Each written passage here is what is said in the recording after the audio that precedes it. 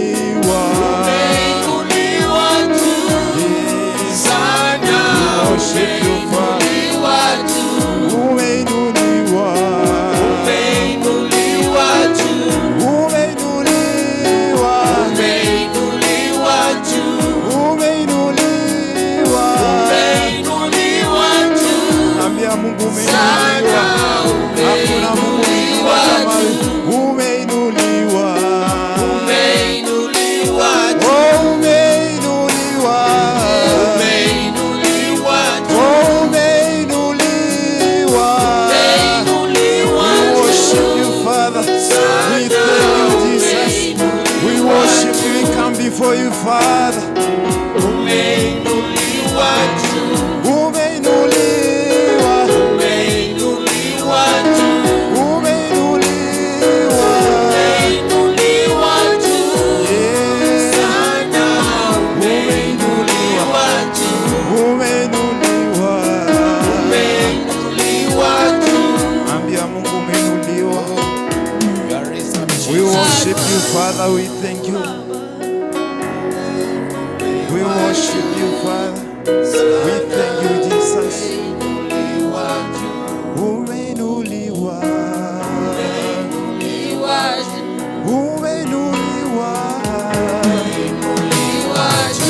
Umeinuliwa. Umeinuliwa. Umeinuliwa.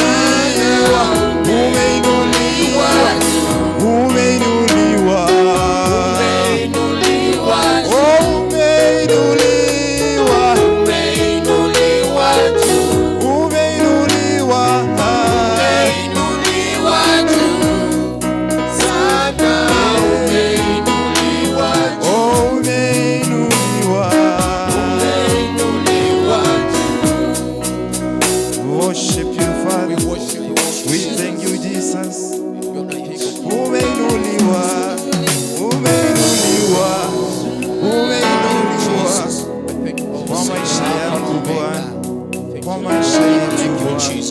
Kwa uimbaji wako Bwana, umeinuliwa, umeinuliwa, umeinuliwa, umeinuliwa. Ambia Mungu leo, wastahili Bwana, kuna Mungu mwingine kama wewe. We thank you, Father. We worship you, Father. We thank you, Father. We worship you, Father. Wewe ni Mungu, hakuna mwingine kama wewe. We thank you, Father. We worship you, Father. Wewe tu Bwana.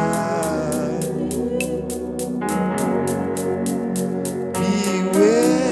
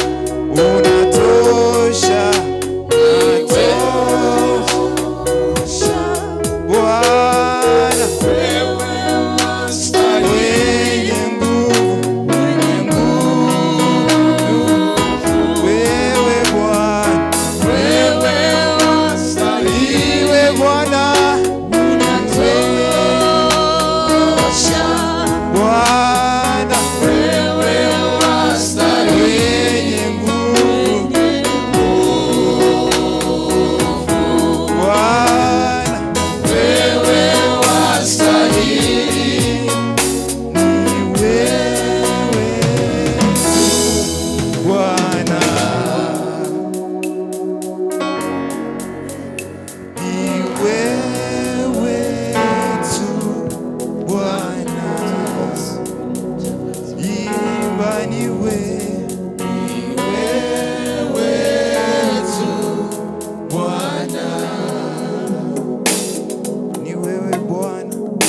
Worship you, Father. We thank you, Jesus. Ni wewe Bwana. Unatosha. We worship you, Father. Ambia Mungu ni wewe. Hakuna mwingine kama wewe. We worship you. We come before you, Father. There is nobody like you, Father. We come before you, Jesus. We worship you, Father. We worship you. We thank you, Father. Wastahili.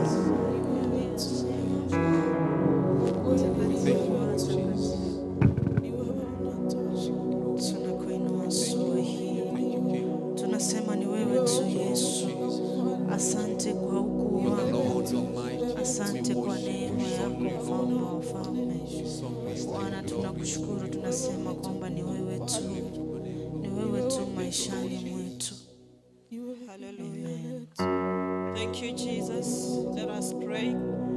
Heavenly God, in the name of Jesus, we thank you this morning because of your grace and love to us. Thank you for bringing us to your house. Father, we thank you because even of the word, as we share, may your spirit help us, Lord, to take what you have purposed us to take today.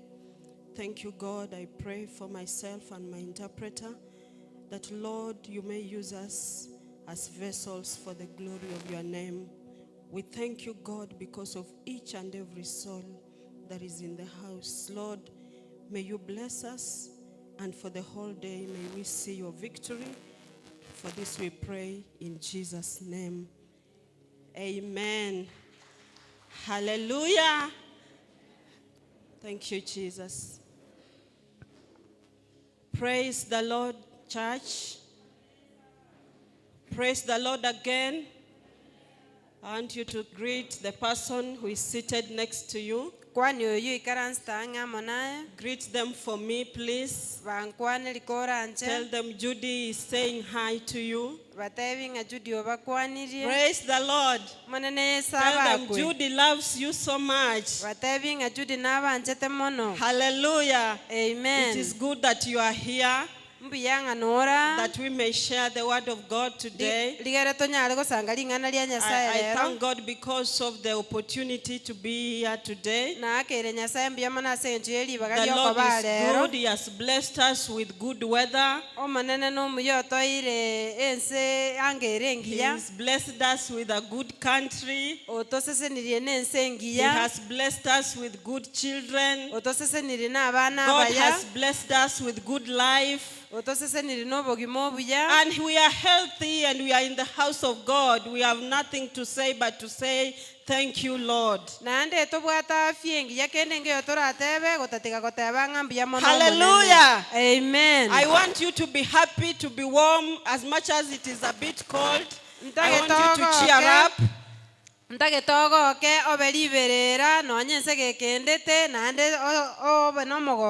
Amen. Amina. Today I want to share briefly, because we do not have enough time. We want to share about the great grace of God. Lero ntagete tosange no echinsanchi tosange igoro yo obuya obonene bwa Nyasaye. Our God is a gracious God. Nyasaye oito Nyasaye bwo obuya oboge. Our God is full of grace. Nyasaye oito igaichire no obuya oboge. Actually, if there is a way that you need to describe God, you will say that God is gracious. Onyinchira kero ora nyare koeresera igoro ya Nyasaye igora tebenga Nyasaye no yobwa to. That is what describes who God is. Ekina kikera nyare koeresa ni God Nyasaye. is full of grace. Nyasaye igaichire no obuya oboge. And me and you, we are here because God has been gracious to us. Hallelujah. Amen. How many of you accept and agree that God is a gracious God? I know that we have all defined grace and say that grace is unmerited favor of nimanyete God. ng'ali twaeresire igoro y'obuya twatebire ng'a n'ogwanchereriwa kwa Nyasaye kori otabwenereti konyora. It is God's kindness to us No ogwanchero kwa Nyasaye ase tore which we do not deserve. oku totabwenereti konyora. Grace is every spiritual blessings that we have received in Christ Jesus. Obuya n'ebyegu byonsi byake moika biri twanyorera ase Kristo Yesu. And that can be seen in Ephesians 1 verse 2 to 6. Eki nabotokerera ase abebese eyemo mpaka isane. Praise the Lord. Monene Yesu abake. God is gracious. Nyasaye oyo ichire n'obuya. When we look at how we are as people, Ekero tokwerigereri muna tore ntu abantu. you will agree with me that God is gracious. Nabo gwanchera namone nche Nyasaye gaichire n'obuya obo. Remember, God chose you and me Inyora nga Nyasaye gagochorete nchamo naye. from the multitudes. Korua saba anto mogando bw'abantu abange. That alone tells you why God is gracious to me. Ekigio kana bogego koeresera nga inki gako gareto goteba Nyasaye ni gare n'obuya obonga asende. If God had not chosen to save me, Onye Nyasaye atachorete I gontoria. won't be here today. Okango lero tindiga. Probably I will be the one who has just woken up from a bar somewhere. Na bayare konyarekana ngo kango niche nabo kakorua se ba segete. Probably I will be struggling with some issues somewhere. Okango na boncha andegete negento geta segete. My name will not be the name I have currently. Elieta liana ndiare gochakobe elieta lirimbo My family will not be the way it is today. Familia yana ndiare gochakobe ngencherere. Probably I will not be where I am in terms of even financial capabilities. Kero kende nare gochagotwara chinguru chirimbo ata chia kifedha bono iga. But because God has been gracious to me Kolenda sengencho Nyasaye abeiro munyamabera asende and has been gracious to you, nando abeiro munyamabera asole He chose me, He chose you. aganchora agagochora He adopted us to His sonship. agatokora tokaba abana baye. And because of that grace, we are today called children of God. Nanda sengencho yobuyo obu bwagere twarokirwa abana baye. Hallelujah, children of God.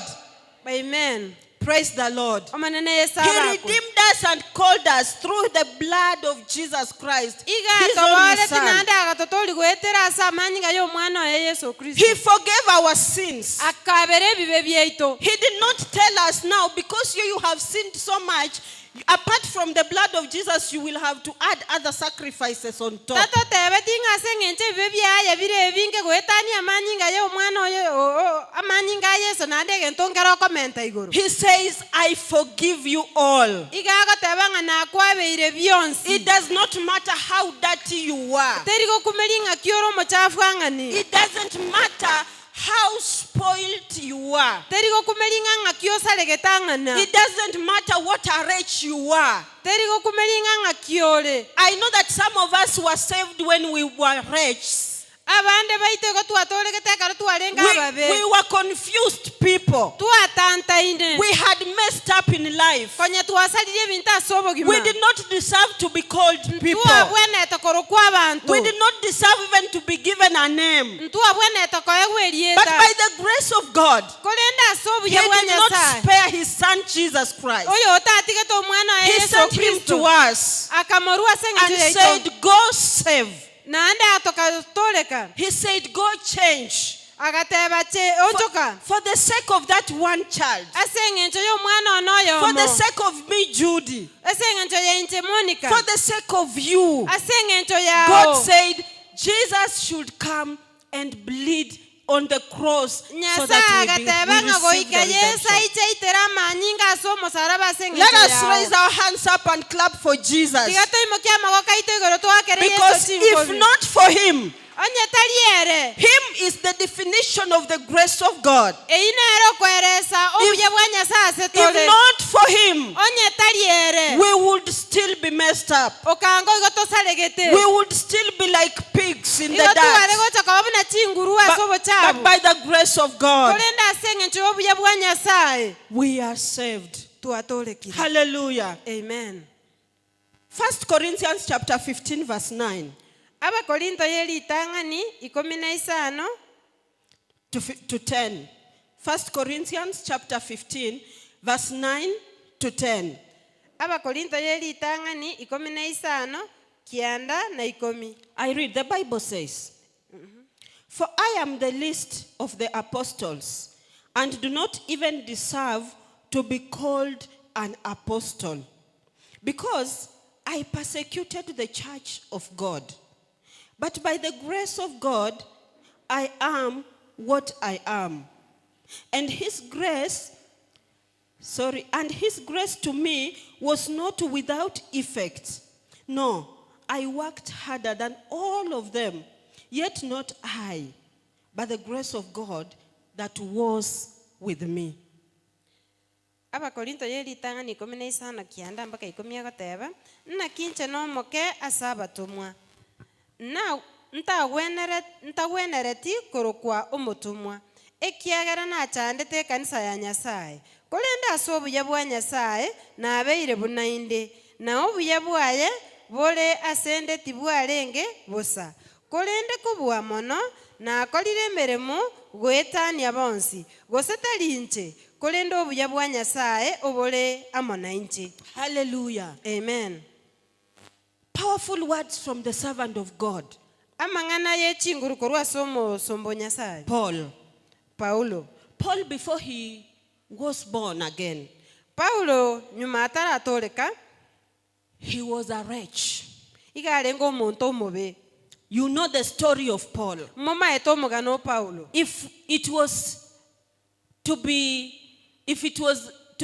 a human intervention on who should be saved, Onye no monto ole gochora ngani ngobwenete gotoleka then Paul will not be saved. bono Paulo tare gocha gotoleka. Because Paul persecuted the church of Christ. Ekiagera Paulo igachandete kanisa ya Nyasaye. Paul, before he was called Silas, Paulo nyuma Previously, igare koroku Silas. Saul. And the guy ensured that the gospel is not preached. Iga temete koranga enchiri ya Nyasaye teri korandiwa. It was his pleasure to ensure that servants of God are frustrated. Eyarengo mogoko ye koranga basomba ba Nyasaye bachandirwe. But where we have read, Kolenda ase the tuasomire Bible has said clearly ringana liatebire buya that I am the least of all the apostles otebire ngana kinche no moka saba tomwa and do not even deserve to be called an apostle, na ande tibwenera tukoro ko motomwa because I persecuted the church of Christ. ekiagera na chandete kanisa ya Nyasaye. But by the grace of God, kolenda asobuya bwa Nyasaye I am what I am. na abeire bunainde The grace of God. obuya bwa Nyasaye. Remember how Paul was. inyora buna Paulo arenge His mission was to persecute the church of Christ. emeremo yaye yarenge go chande And kanisa ya I said, Nyasaye. if it was us to choose who to be saved, na ande na teba ngonye Paul- ndi yarenge nintu togo Paul- choranga gotoleka Paul would die a sinner. Paulo kango ga kwete karo But the munyabibe grace of God does not have boundaries. kolenda obuya bwa Nyasaye mbobu atime paka When God decides that it is you I am picking on, ekero Nyasaye acholire nga naye na it acholire doesn't matter how far you have gone. onde teriko kumeringa nga igwatira And this aranga morning, even for our viewers, nonyambali batoligerereti even for the viewers online, nonyambali batoligerereti we are saying that the grace of God na tebire ngo obuya bwa does Nyasaye not have boundaries. mbobu atime paka It can pick you from the mighty clay. nabera oboko gochora korwa samatobe It can pick you from that bottomless pit. naboko gochora korwa engoro It can pick you from that dead bed. naboko gochora korwa segetanda kya makweli It can pick you from that hopeless situation. naboko korusia korwa alia se ogosemeli The gotali grace of God does not obuya have bwa Nyasaye boundaries. mbobu atime paka. Praise the Lord Jesus. Amen. Hallelujah. Amen. And I want to share about 2 dimensions of the grace of God. Nande nintaete koeresera igoro chinchere ibere chiobuya bwa 2 Nyasaye. dimensions. We have several, but I will share 2 today. Chinchere ne chinyinge chikoro kiobuya bwa Nyasaye lakini ngokwanera ande 2 ibere. dimensions of God's grace. Chinchere ibere chiobuya bwa Nyasaye. Number 1 and the most key, Entangani nande ya maana mono. the saving grace. Obuya bwo gotori. Praise the Lord Jesus. Amen. Ephesians chapter 2 verse 1 to 10. Aba ebese eyemo. We will not read read, we'll ikomi. just paraphrase. Ephesians chapter 2, verse 1 to 10. Aba ebeso ibere yama mpaka ikomi. When you get time, please read it. Kokonyora libaga kora nchocho. Jesus Christ came to save us, Yesu igachete gototoria. who were sinners. Abatualenga abanyabibe. Praise God. Amen. He died on the cross Agakuwa so musaraba. that we may be called children of God. Digere toro kwa bana ba Nyasaye. We are forgiven through the saving grace. Igo tuatole kira sengencho yo obuya bwokwabe. We have been saved from the wrath of God Igo tuatole kire korwa senda by ya the Nyasaye. saving grace of Asengencho yo God. obuya bwa Nyasaye. Hallelujah. Amen. This is the type or the dimension of grace Eyenaro obuya bwa Nyasaye bolia. that is equal. Boli bolengaine. It doesn't matter where you are. Mboli go kubelinga nga It yole. doesn't matter how bad you are. Mboli go kubelinga eno mabenge It doesn't matter how sinful you are. Teri go kubelinga eno manyabibo As ngencho the ki. Bible says that even if your sins are as red as scarlet, Bune bibilia ko tabanga ne bibia mbibe I will make them to be as white as Ni snow. bikole bibe birabu mano. The blood of Jesus Amanyinga Yesu. that gives us the saving grace of God. Ayago to obuya bwa Nyasaye bwo How kuotoya. gracious is our Father. Na kinyasa itaro munyamabera He's obuyo not like the bonke. humanly fathers. Tali buna tata ba The humanly fathers mbaga tanga buna tata batoroche who iga. will say, yesterday I forgave you, Ora tebenga igorona kuaberete. but today you have gone too much. Kolenderero kuaetanirie. Today you will not eat Lero to ikoragera. because you have messed up a lot. Esengencho nando kuagosire Our mono. God loves us. Nyasaye ite ogatu And anchete. every day I usually say Nande kerali tukomunanga teba. that if you have not given your life to Christ, Onye toraru obugima bwase the Kristo. saving of grace of God is abundant. Obuya bwa Nyasaye bwogotori goboro He's obonge. willing to take us back. Nalenga He's gotoirania. willing to call us his children. Nalenga gotoroka abana He's baye. willing to pardon us. Nalenga gotuabera. He's willing to delete our bad history. Nalenga gotinya magosa He's willing to itamega. give us new names. Nalenga gotoirieta He's linya. willing to change our history. Nalenga gochenchi It doesn't matter where we have come from. Terigo kumelinga It itwarure. doesn't matter how much we have messed up. Terigo kumelina kitwaga. The abundant grace of God Obuya bwa Nyasaye boro obonge. is here with us Nobora mona to change us, Gotonchora. to sanctify us, Gotobolia. to save us. Gototolia. Praise the Lord Jesus. Amen. And as Paul says, Nabuna Paulo agoteba. that it is by the grace of God Ngana so buya bwa I Nyasaye. am what I am. Indeki. Clap for Jesus. Akera Yesu It is the grace of God. No buya bwa Nyasaye. You are what you are Ole today. kiolelero. My friend, you will not be like this. Musani ana Let kwara me assure you, kababunole. you will not be like this. Kwara kababunole. If it was not the saving grace of God, Onya tali obuya bwa some Nyasaye of us would have bwogotori. died. Abande okango bakule. Some of us would have died. Abande baito okango But the tuwakule. grace of God, Kolendo obuya bwa the Nyasaye. saving grace of God, Obuya bwa Nyasaye bwogotoria. has changed our lives. Bwaonchoire obugima bwaito. Hallelujah. Amen. Praise the Lord Jesus. Amen. The second dimension I want to look at, Enchera ya kabere y'obuya ntaite koligereria. the enabling grace of God. Obuya bwogotonyalera. Hallelujah. Amen. The enabling grace of God. Obuya bwogotonyalera bwa Nyasaye. This is the grace that operated in the lives of many people in the Bible. Obona bw'obuya buli bwaragokola emirimo This is the abantu grace that abangase distinguishes us. obona bw'obuya bw'ogotwatanana. This is the grace that was also upon the servant of God, Paul. Obona bw'obuya bwalengase omusomba Nyasaye Paulo. It gave him powers to speak his word in power. Bokamoa chinguru ky'okwana lingana lya Nyasaye ase He will chinguru. minister the word of God and people will fall and come to Christ. Areka okwana lingana lya Nyasaye abantu bacha ase Kristo. There are times when Paul will not reach people Engaki nere Paulo atareka ikera and he abantu. will send his handkerchiefs and his aprons to them. Otoma chiandika chifu kyane chiyanga chiyaya ase And when abantu. they touch them, the people get healed. Nande ekero bareka okuda chiyanga eky'abantu That is bawena. what we call the enabling power of God. Ebuna butokoroka obuya bwa Nyasaye Enabling grace. bw'okonyalera. Amen. Hallelujah. Amen. This is the grace that allows us to do things we thought we cannot do.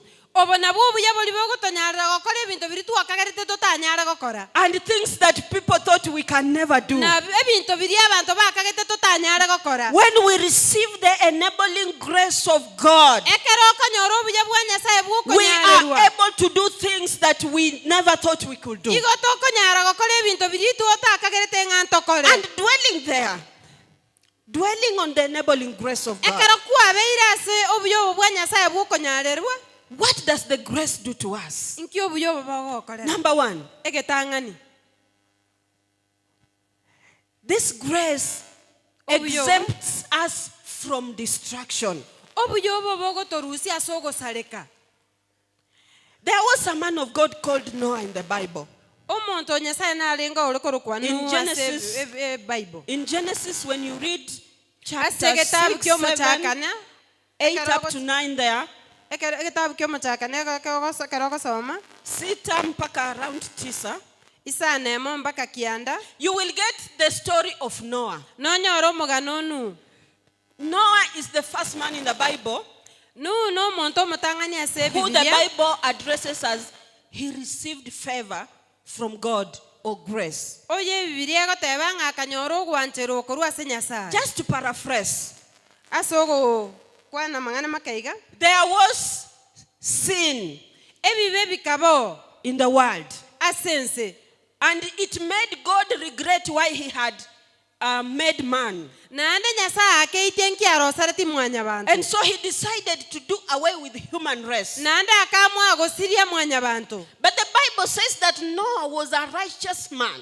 korende Bibilia egoteba ng'a nu niga arenga And, omonto and he omoronge was faithful to God. naende iga arenga omwegenu ase So what Nyasaye happened is God decided to favor him naende Bibilia egoteba ng'a Nyasaye akama ogwancherwa and to spare his life. naende agatiga obogima bwaye And that is why I'm saying naki gekogera ngoteba that grace exempts us from destruction. ng'ebi obuya igo bogotwatanana korwa ase The ogosariwa flood came.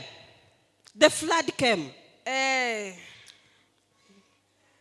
etoiga egacha 40 days, 40 nights. amatuko emerongo ene obotuko n'omugaso The heavens released water of embura flood. egatwa enyinge People died. abantu bagakwa Animals died.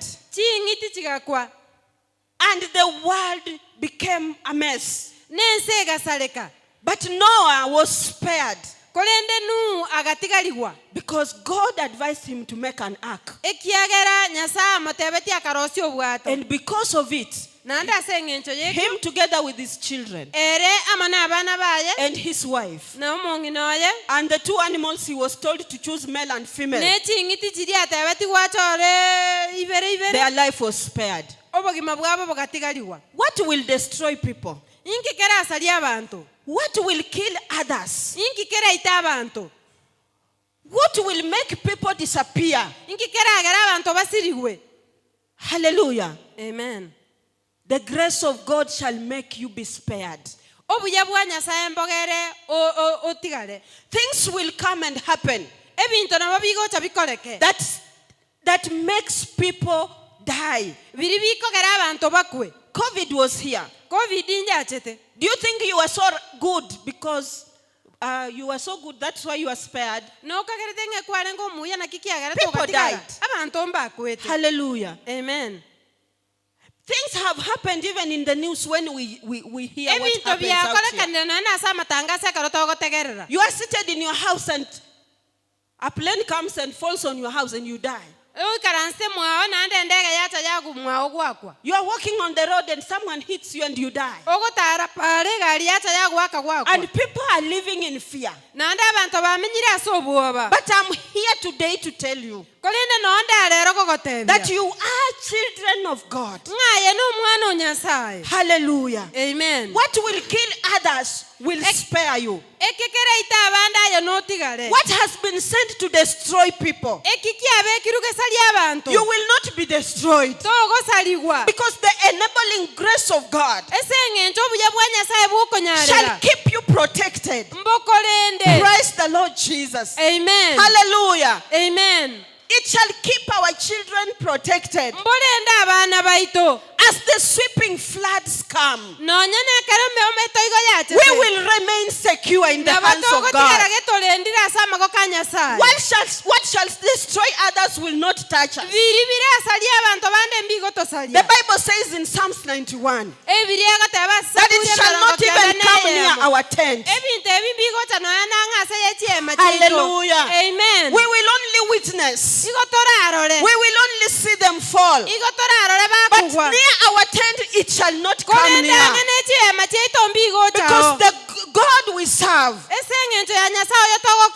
and His abundant grace upon our lives, we will not be destroyed. Hallelujah. Amen. Praise the Lord Jesus. Amen. The grace of God distinguishes us. Hallelujah. Amen. We will not be like them. We will not suffer like others. We must be different. We must live differently. Our children must be different. Our marriages has to be different. Our households must be different. Because of the enabling grace of God. May that grace rest upon each of us. May that grace rest upon each of our families. May this grace rest upon each of our careers. May that grace rest upon each of our ministries to distinguish us. May this grace rest upon each of our businesses to set us apart. Then when others are struggling, we will be flourishing. We will make it through. We will not struggle. Praise the Lord Jesus Christ. May the grace of God locate us in every dimension of our life and set us apart and distinguish us, that when people look at us, they will say that this one, if it was not by the grace of God, this business would have collapsed. If it was not for God's grace, they would have died. This sickness might have killed them. But the grace of God, may it locate us in every dimension of our life and set us apart, that we become a testimony to the world. Hallelujah. Amen. Hallelujah. Amen. The grace of God establishes us. That is number 3. The grace of God establishes us. When the floods were over and the ark was floating, God helped direct Noah to settle the ark on a mountain called Mount Ararat. You can read that in Genesis chapter 8 verse 4. And so the ark rested there. And Noah would wait for the floods to subside kabisa, maji ishe, so that the ground gets back to normal, and then they can get out and go. You will read the whole story. The grace of God, the enabling grace of God upon the life of Noah establishes us. I get a revelation from that part that out here floods are many. I'm imagining when the waters had flooded. Out there is no food. It is a mighty clay. Kunateleza.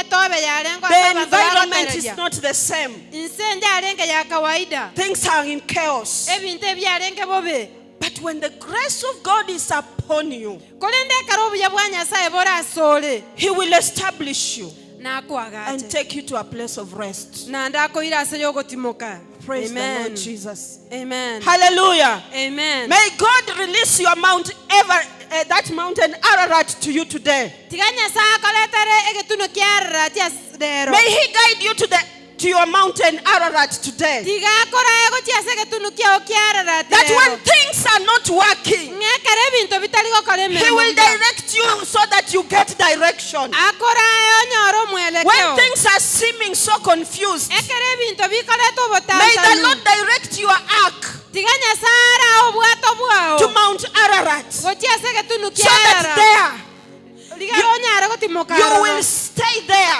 Onyara kobera ro. as you get your focus again, Ekero gende to koliye chinjera as chiona you inde. get your direction Ekero again. gende to koliye nchara yaona inde. I know that it is sometimes very confusing. Nimenyete chika kichine na boto You are not gotantana. sure which direction to get. Tomanyete nchara kioko genda. You are not sure who to ask for help. Tomanyete ningo kobolya bakonyi. You are not sure which direction to go. Tomanyete nchara kioko May genda. the Lord direct you to your mountain Ararat, Tiganya sa kora ego chiese ke that you may settle there. Digero nyara ko timoke As you look for direction, go genda to koliye nchara. the grace of God, Obuya bwa nyasaye. may the Lord establish you Tiganya sa kwagache. on your mountain there. Asege tunukiabwo. As you get to be redirected Ekero genda ko enda korawo. to your place of your new position, Asenjera ya aso kanda kobera. to your place of your new environment, Asanya. to your new level of your business. Ase biashara bya bigo chikobera. In the mighty name of Jesus. Aso chinguru cha nyasaye. Grace is the only differentiator. Obuya bwa nyasaye bukana buboko The Bible tells me ebiria kontebya that when the floods came, ngekero etoigo yachete we had lofty mountains. ebitunu ebitambe mbyalengo We had high, long trees. mabwate emete emetambe We had big buildings, chinyomba chintambe nchialengo but they were all swept by the flood. kolende byonsi nigo It byairetwe didn't namachi matter where you were. terigo kumelia sole It didn't matter where you were hiding. tiyarego kumeli ngaibu Whether ebisete you were in a small house gose kwalenga ase or you are in a nyomba permanent house gose ase nyomba permanent or you are living on 4th floor, 2nd gose floor. ukamenyete ase gorofa ya namba There are inye people who attempted to climb on mountains to be abantu safe. bale balengera tigatika tulina ebitunu gose It nsabe did not moyo work for them. tebeti ase bale But Noah, kolende nu in his family, ne familia ye who was safe aba balenge buya in the ark, balenge buya ase they are obwato the only ones who got safe. nabuboka batolegete What am I saying? inkingo teba You are climbing on the top mountain will not save you. gotira kwao gochiga tunu gorongo Staying gokonyi in the permanent house will not save you. kobera ase nyomba ya permanent ingo gokonyi Your big jobs sometimes will not save you. Your big jobs. egasi ya emere meme nenete gokonyi Your big name sometimes will not save you. elieta liao linene karo kende ndi gokonyi Hallelujah. amen Your status in your family will not save you. engenchora ase familia ote gokonyi Hallelujah. amen What will save you is the grace of God. egentokera gokonyi n'obuya bwa The nyasaye grace of God is what will save you. obuya bwa nyasaye nabubura Because gokonyi if Noah had not received that grace, anye nu atanyoleta obuya obo climbing up on the mountain will not have saved him. gotira gochiga tunu goro mkialo gocha Climbing komokonyi on tall trees will not have saved him. line mete metambe kialo gocha But because komokonyi he was hidden in the enabling grace of God, kolenda ase ng'encha abisira soko obuya bwa nyasaye bwokonyalera he was saved. agatoleka The only differentiator is the grace of God. egento gioka gegotwatanana What n'obuya bwa will set you nyasaye apart is the grace of God. ekikera agwatana negioka n'obuya What bwa will nyasaye make you moving is the grace of God. ekikera agera osike motu n'obuya bwa nyasaye Praise the Lord Jesus. amen And as I finish, last but not least, naende gingokolekya omo eryo the Bible tells me ebibiria gontebia that God chose Noah Nyasaye agachora Nuhu and his children, n'abaana baye Shem, Ham, and Japheth, Shem, Ham na Japheth and their wives, n'abarugi baabo, and make them to get into the ark. akababeeka bakasoba obwato ime. And because of the grace of God that was upon Noah, Ase eng'encho y'obuya bwa Nyasaye bwalenga ase Nuhu they were saved. bagatoleka. Listen to this. Tegerereke. God was tired with the human race. Nyasaye konyorosire na mwanya bantu. He had decided to sweep it out. Konyotakire gosiria mwanya bantu. But because he favored Noah, Kulenda ase eng'encho ancherereti Nuhu he saved them. akamotoria. What does that tell us? Eki ni nkigego tatera. If it was not for this grace, Onye tali ase eng'encho y'obuya obu, then this generation of human race would be no more. okango ekiare kenkeiyo. It would be no more. Okango kiare kenkeiyo.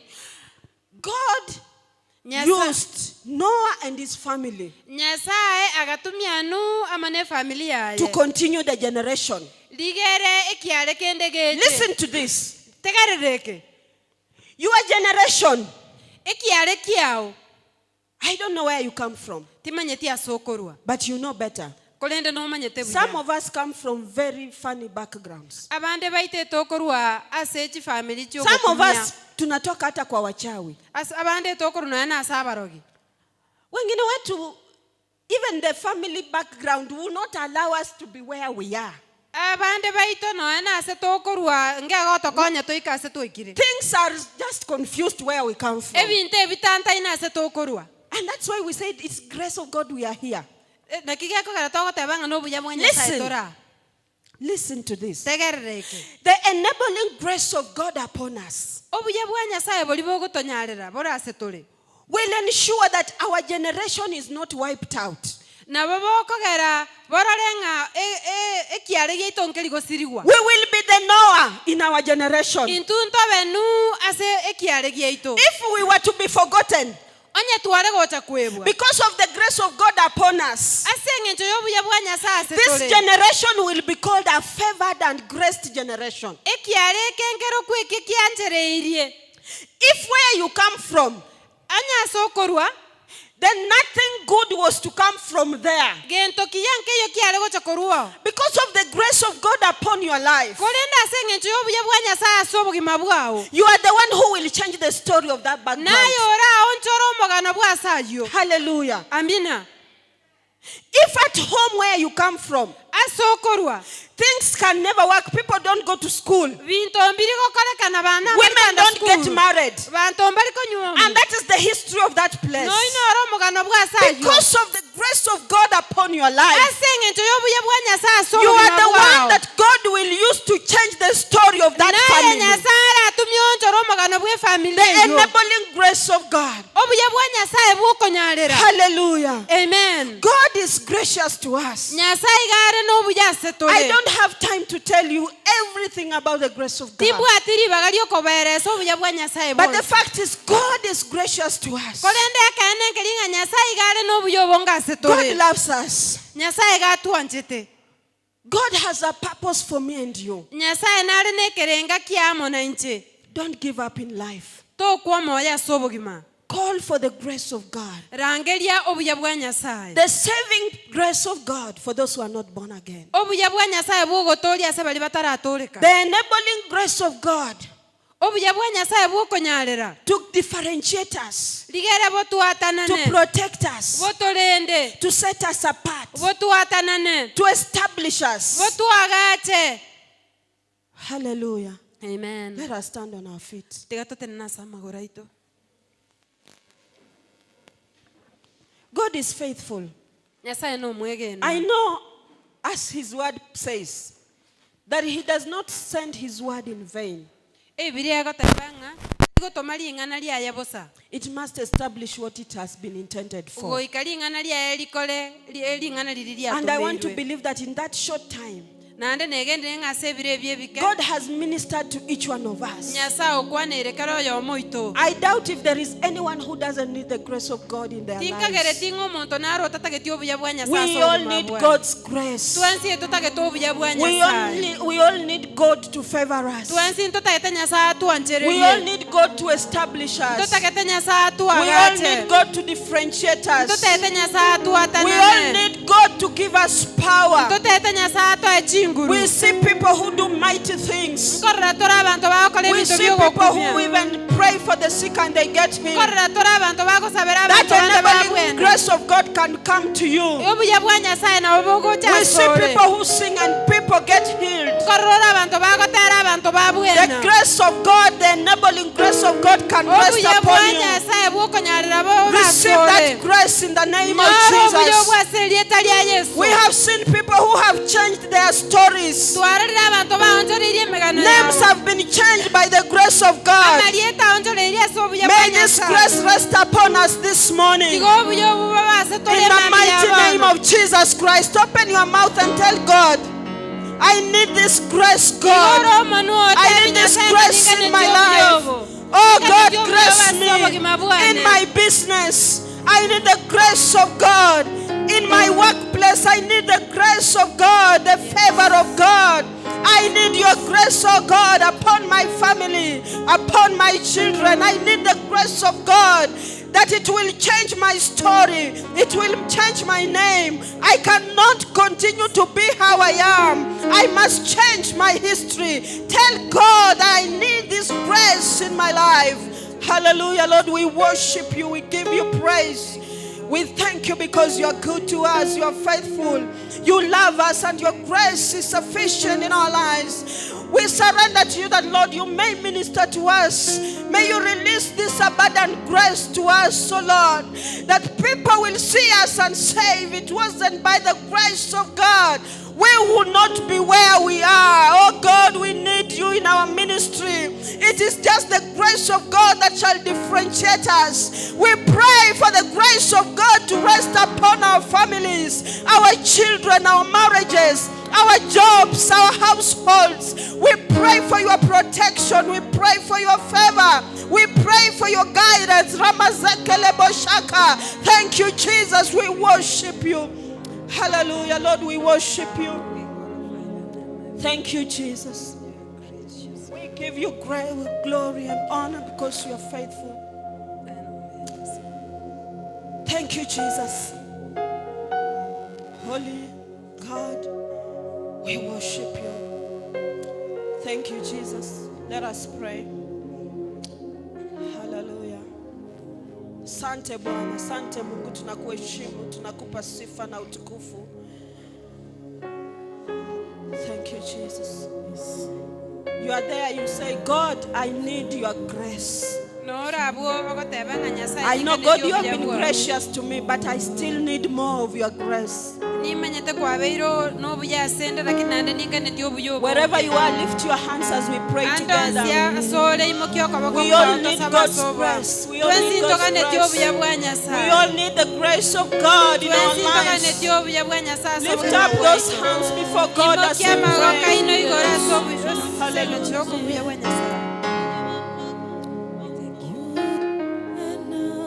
Thank you, Jesus. Thank you, Jesus. We worship you. Once again, I'm saying, if you are there and you feel you need the grace of God in your life, lift up your hands. We pray.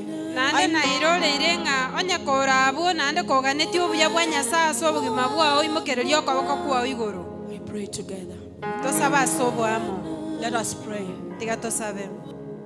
God of heaven and earth, we are your children. Thank you for the saving grace that saved a wretch, saved us who were messed up. We were lost, but now we are found because of the grace. You are saving grace through your Son, Jesus Christ. Thank you because of the enabling grace of God. This grace has changed our stories. It has changed our names. It changed our status. It has changed who we are. The enabling grace of God. We thank you, God. We thank you, God. We pray for more of this grace. God, remember us. More grace in our lives is our prayer to this morning. More grace in our families. More grace in our ministries. More grace and favor in our businesses. More grace in our workplaces. More grace. When the grace is sufficient in our lives, we will not have to fight our battles, because you will fight for us. We love you, God. We bless you. We honor you. We give you glory, because you are God. Glory and honor be unto your name today and forevermore. In Jesus' name. Amen. Amen. Hallelujah. So, thank you so much for listening. I believe that we have been blessed. Praise and worship can give us a number as we give our offerings. Amen. To thank God for His grace in our lives. Amen. Amen. Thank you, Jesus. Nikitafakari jinsi Mungu alivyonipenda mimi, nikitafakari jinsi Mungu alivyonipenda mimi, hata kunithamini mimi niliyekuwa chini na kunipenda mimi, nikitafakari jinsi Mungu alivyonipenda mimi. Wewe ni Baba mwema kwangu, wewe ni Baba,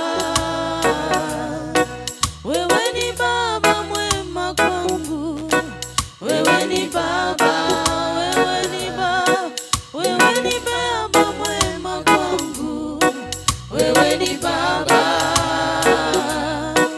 Uhimidiwe Mungu wangu, wewe ni Baba. Uhimidiwe Mungu wangu, wewe ni Baba. Wewe ni Baba, wewe ni Baba mwema kwangu, Baba. Wewe ni Baba, tunakuinua Yesu. Wewe ni Baba mwema kwangu, Baba. Wewe ni Baba. Uhimidiwe Mungu, uhimidiwe Mungu wangu, wewe ni Baba. Uhimidiwe Mungu wangu, uhimidiwe Mungu wangu, wewe ni Baba. Wewe ni Baba mwema kwangu, Yahweh. Wewe ni Baba. Wewe ni Baba mwema kwangu, wewe ni Baba. Uhimidiwe Mungu wangu, wewe ni Baba. Uinuliwe Bwana, uinuliwe Mungu wangu, wewe ni Baba. Wewe ni Baba. Wewe ni Baba. Wewe ni Baba mwema kwangu, wewe ni Baba. Tunakuinua Yahweh. Wewe ni Baba mwema kwangu, wewe ni Baba. Wewe ni Baba. Uhimidiwe Yesu. Uhimidiwe Mungu, tunakuhimidi Yesu. Wewe ni Baba. Tunakuinua Yesu. Uinuliwe Mungu wangu, wewe ni Baba. Wewe ni Baba. Wewe ni Baba mwema kwangu, Yahweh. Wewe ni Baba. Wewe ni Baba mwema. Wewe ni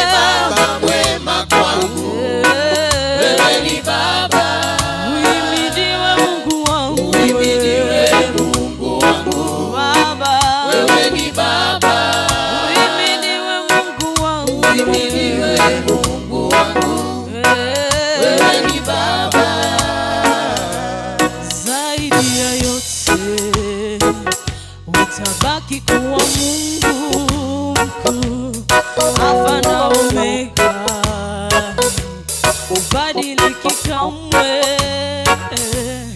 Zaidi ya yote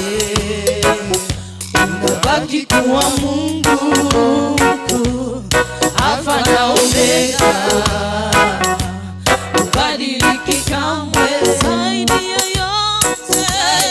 yote unabaki kuwa Mungu, Utabaki kuwa Mungu, Alfa na Omega, Alfa na Omega, ubadiliki kamwe. badiliki kamwe. Zaidi ya yote unabaki kuwa Mungu, Utabaki kuwa Mungu, Alfa na Omega, ubadiliki kamwe. badiliki kamwe.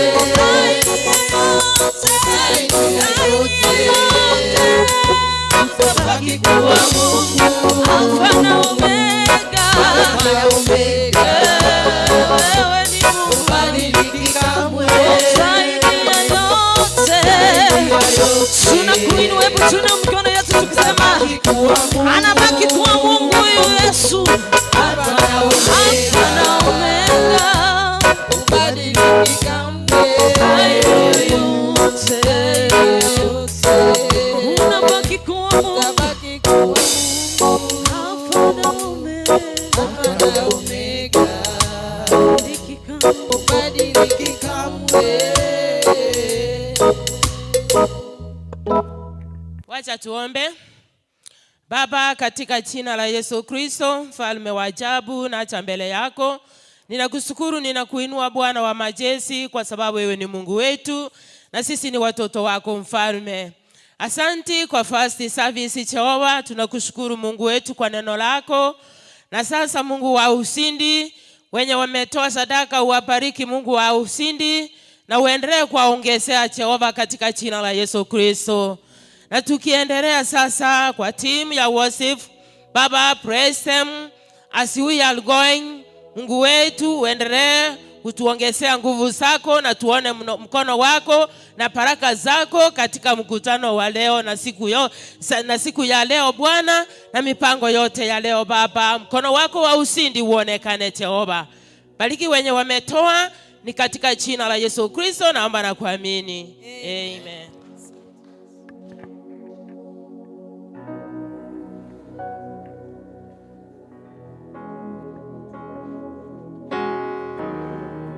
Haleluya. Bwana Yesu asifiwe. Ningeomba kama umekaa tafadhali tusimame. Uko juu? Halo. Yes. Tusimame, tunapenda kuabudu. Tusimame juu. Ambia Mungu kwamba, enda mbele za Mwenyezi Mungu, mwambie kwamba niko na ombi moja siku ya leo. Bwana unisikie. Nisitoka hapa vile nilikuja leo Bwana. Just hear me. Sikia tu kilio changu. Unibariki Bwana. Ombi moja tu kwa Mungu na atakusikia. Ombi moja tu. Mwambie unatosha. Wastahili Bwana. Hakuna kama wewe. Ombi lako lifike kwa Mwenyezi Mungu. Ambia Mwenyezi Mungu wastahili. We worship you, Father. We thank you, Father. Mwambie unatosha.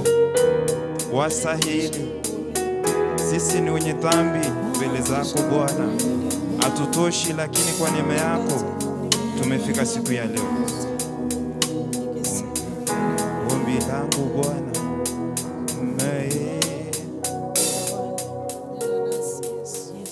Worship you, Father. We thank you.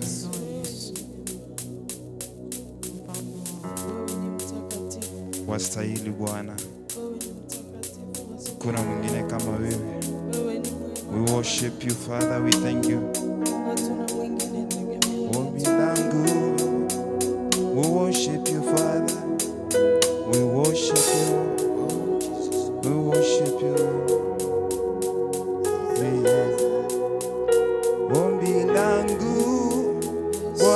wangu, peke yangu sitaweza.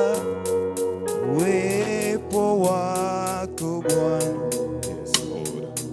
uwe nami.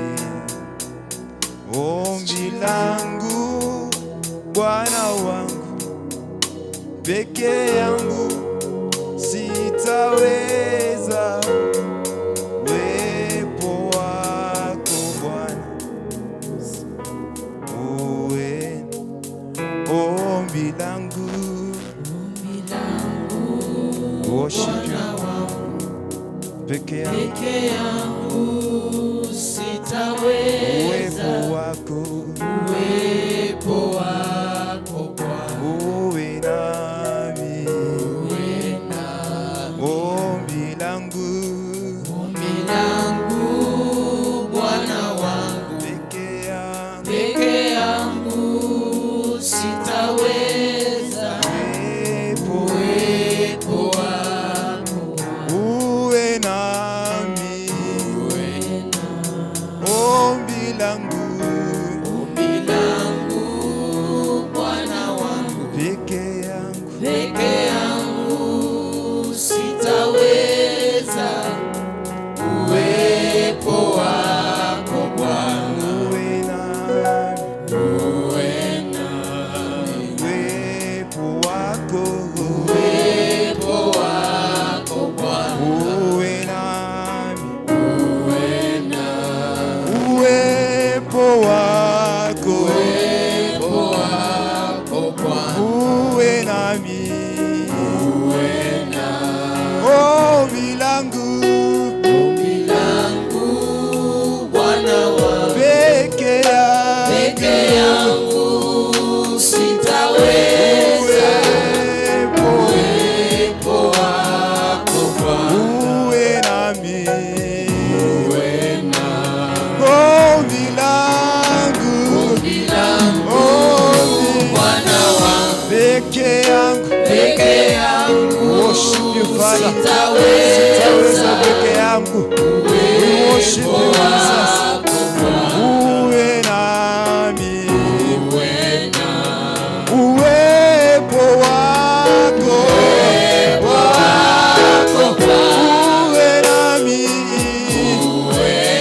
Oh, uwepo wako uwe nami. Uwepo wako huduma yangu. Oh, uwepo wako uwe nami.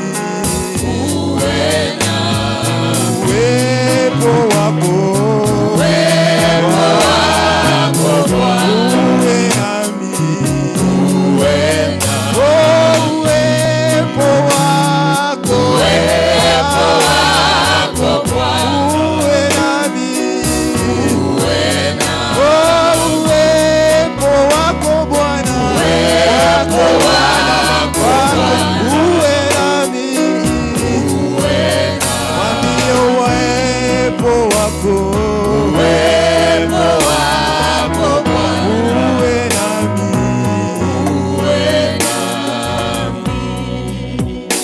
Ombi langu Bwana wangu, peke yangu sitaweza. Worship you, Father. Yes. We thank you. Uwepo wako uwe nami. Oh, uwepo wako uwe nami. Uwepo wako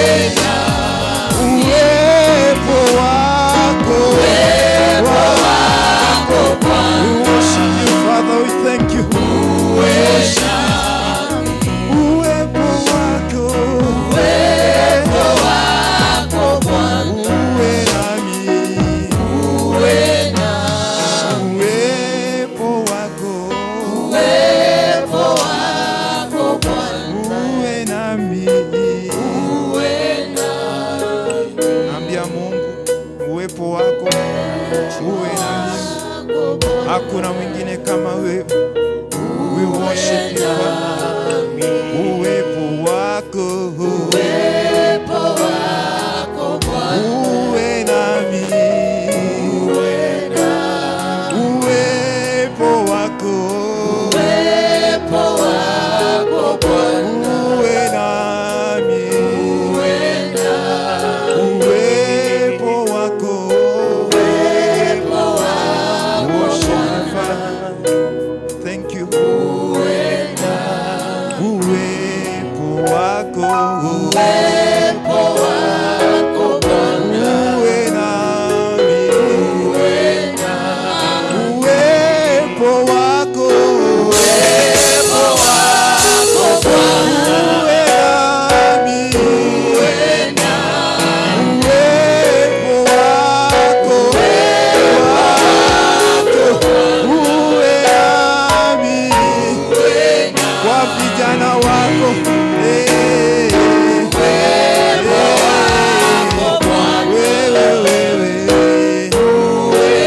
kwa kanisa yako Bwana, uwe nami. We worship you Father, uwepo wako uwe nami. We worship you Jesus, we thank you Father, we worship you Father, we thank you. You are worthy. We worship you.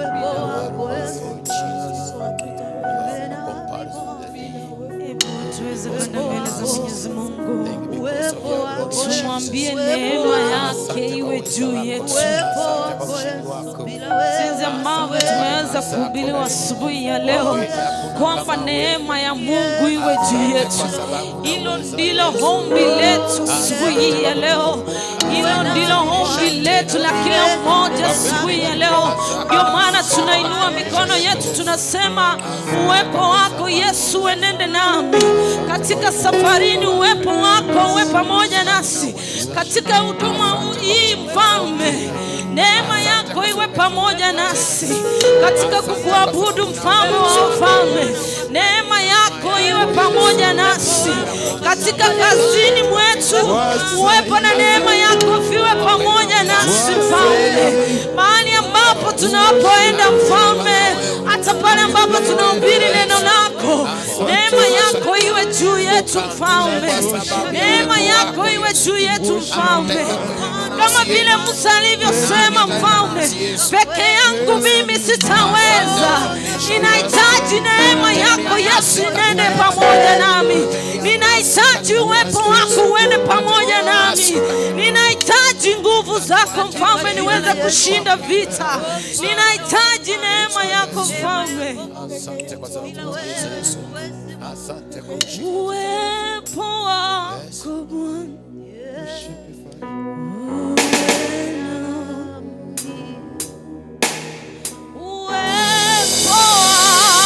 Bwana,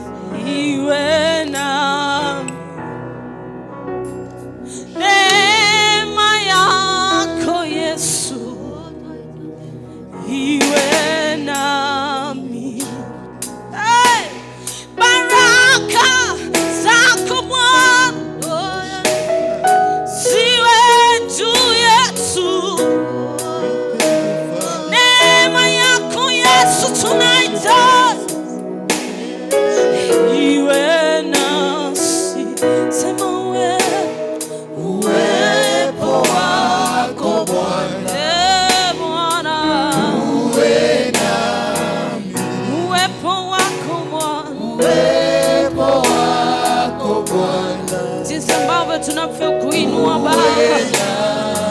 Neema yako Yesu, neema yako Bwana iwe nasi. Sema neema yako Bwana, neema yako Bwana. Shukilino ilo neema, tuseme neema yako iwe pamoja. Neema yako Yesu, neema yako. Tuseme hivyo kwa nguvu tukimaanisha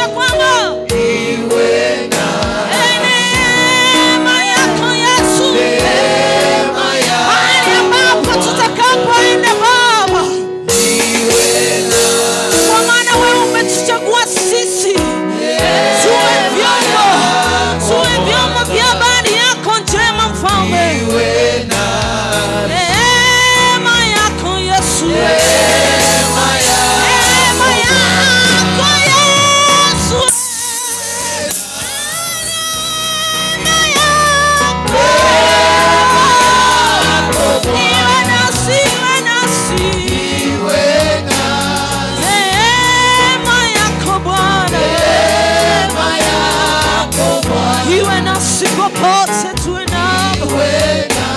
Hata kwa wale ambao wamefiwa asubuhi ya leo, kuna wale ambao wamekataliwa, kuna wale ambao wamevunjika mioyo, neema yako iwe juu yao Yesu. Kuna wale wanahitaji neema yako Yesu, tunahitaji neema yako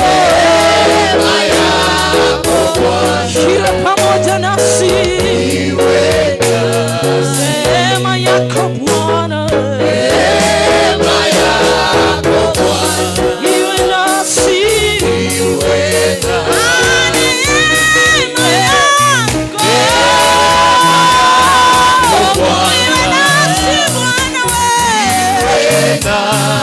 tuma katika huduma zetu,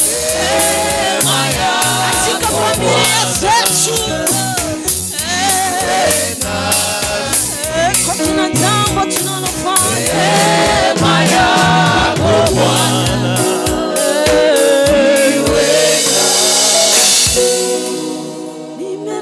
Nimekutana na wewe Yesu, nimekuona Elohim ukitenda.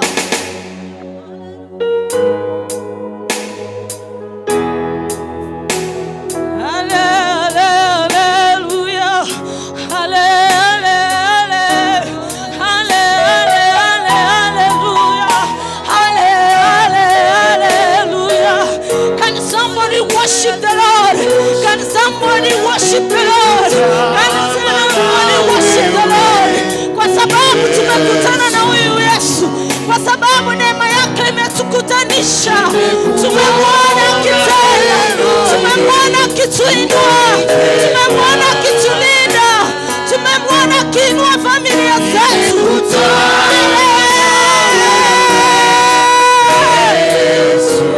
Nimekuona Elohim, nimekuona Elohim ukitenda siku ya leo, vile Baba umetenda siku ya leo. Nimekuona Elohim ukitenda, nimekutana na wewe Yesu, nimekutana na wewe Yesu, nimekuona Elohim ukitenda.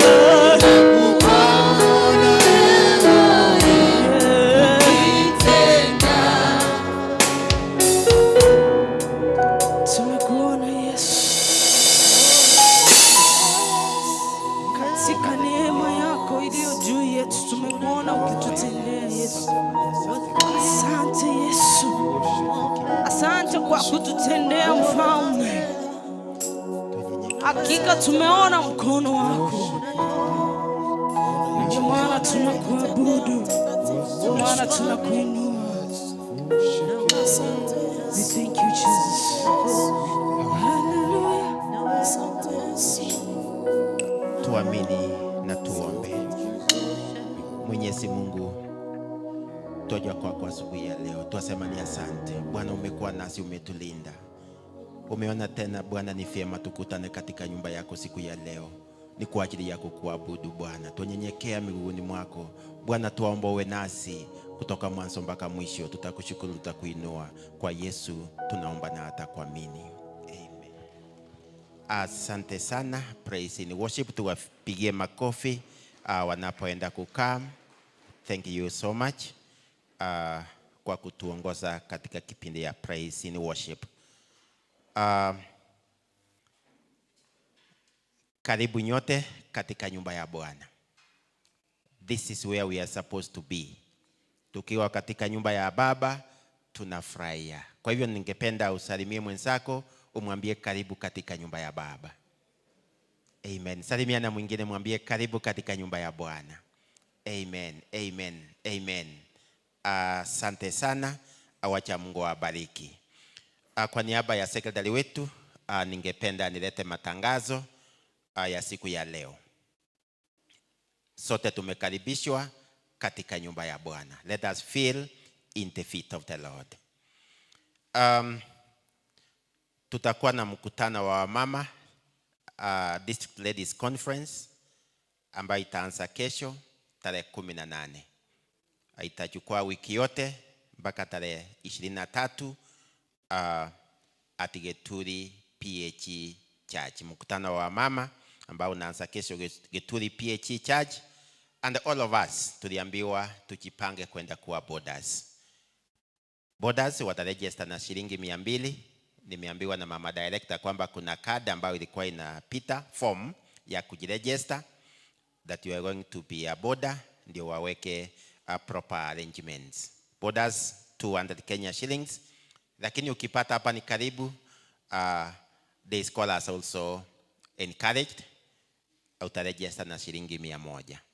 The scholars 200, the scholars 100, borders 200 Kenya shillings. Tulikubaliana will support this conference.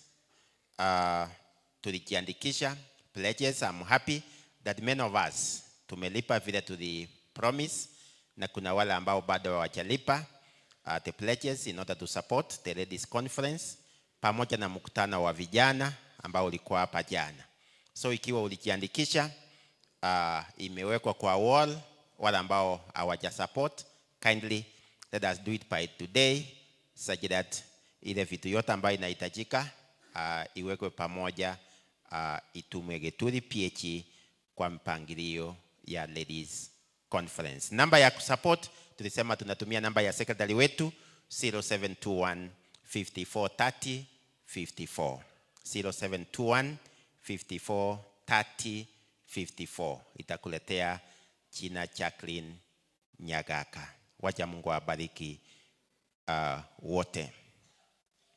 Kwa sababu ya hiyo nimeambiwa all ladies baada ya ibada wabaki nyuma. All ladies baada ya ibada wabaki nyuma, wajipange vizuri vile wanaanza mkutano wa kuanzia kesho. Next Sunday will be a very busy day. Next Sunday itakuwa ni siku ambayo itakuwa na mipangilio mingi hapa kanisani. Kwa hivyo ningependa kila mtu tuombee hiyo siku. Tutakuwa na ubatizo, will have baptism in our church. Tuendelee kuombea wale wote ambao watabatizwa, tuendelee kuombea hiyo siku. So next Sunday we'll have baptism, tufike mapema. The same day tutakuwa na evaluation, fellowship evaluation. Programu itatoka, kwa hivyo tujipange mapema. On the same day tutakuwa na Lord's table. Kwa hivyo tunahitajika tuombee all the activities vile zimepangwa, na Mungu atatusaidia. Kwa hivyo wale ambao wanaendelea kufuata klasi ya baptism, wacha tukue karibu na tujipange mapema. Jerusalem East will be on duty this week. Jerusalem East will be on duty this week as from tomorrow. Nataka kushukuru Jordan, ndio wamekuwa on duty na wanamaliza leo jioni. Jordan, may God bless you so much. Tutakuwa na center meeting at Gekomu PHE Church. Center meeting at Gekomu PHE Church on 30th August, tarehe 30 mwezi wa 8 at Gekomu PHE Church. Kwaya yetu itatuwakilisha, church choir, na wimbo title kumtolea Mungu sehemu ya 10%. Kumtolea Mungu the 10%, wimbo wa Kiswahili. Kwa hivyo tuendelee kuombea hiyo siku na tujipange. Ikiitwa center meeting, all of us are supposed to be there. Ni vile tu choir ndio itaimba, lakini sisi sote tunatakiwa tukue kwa center meeting.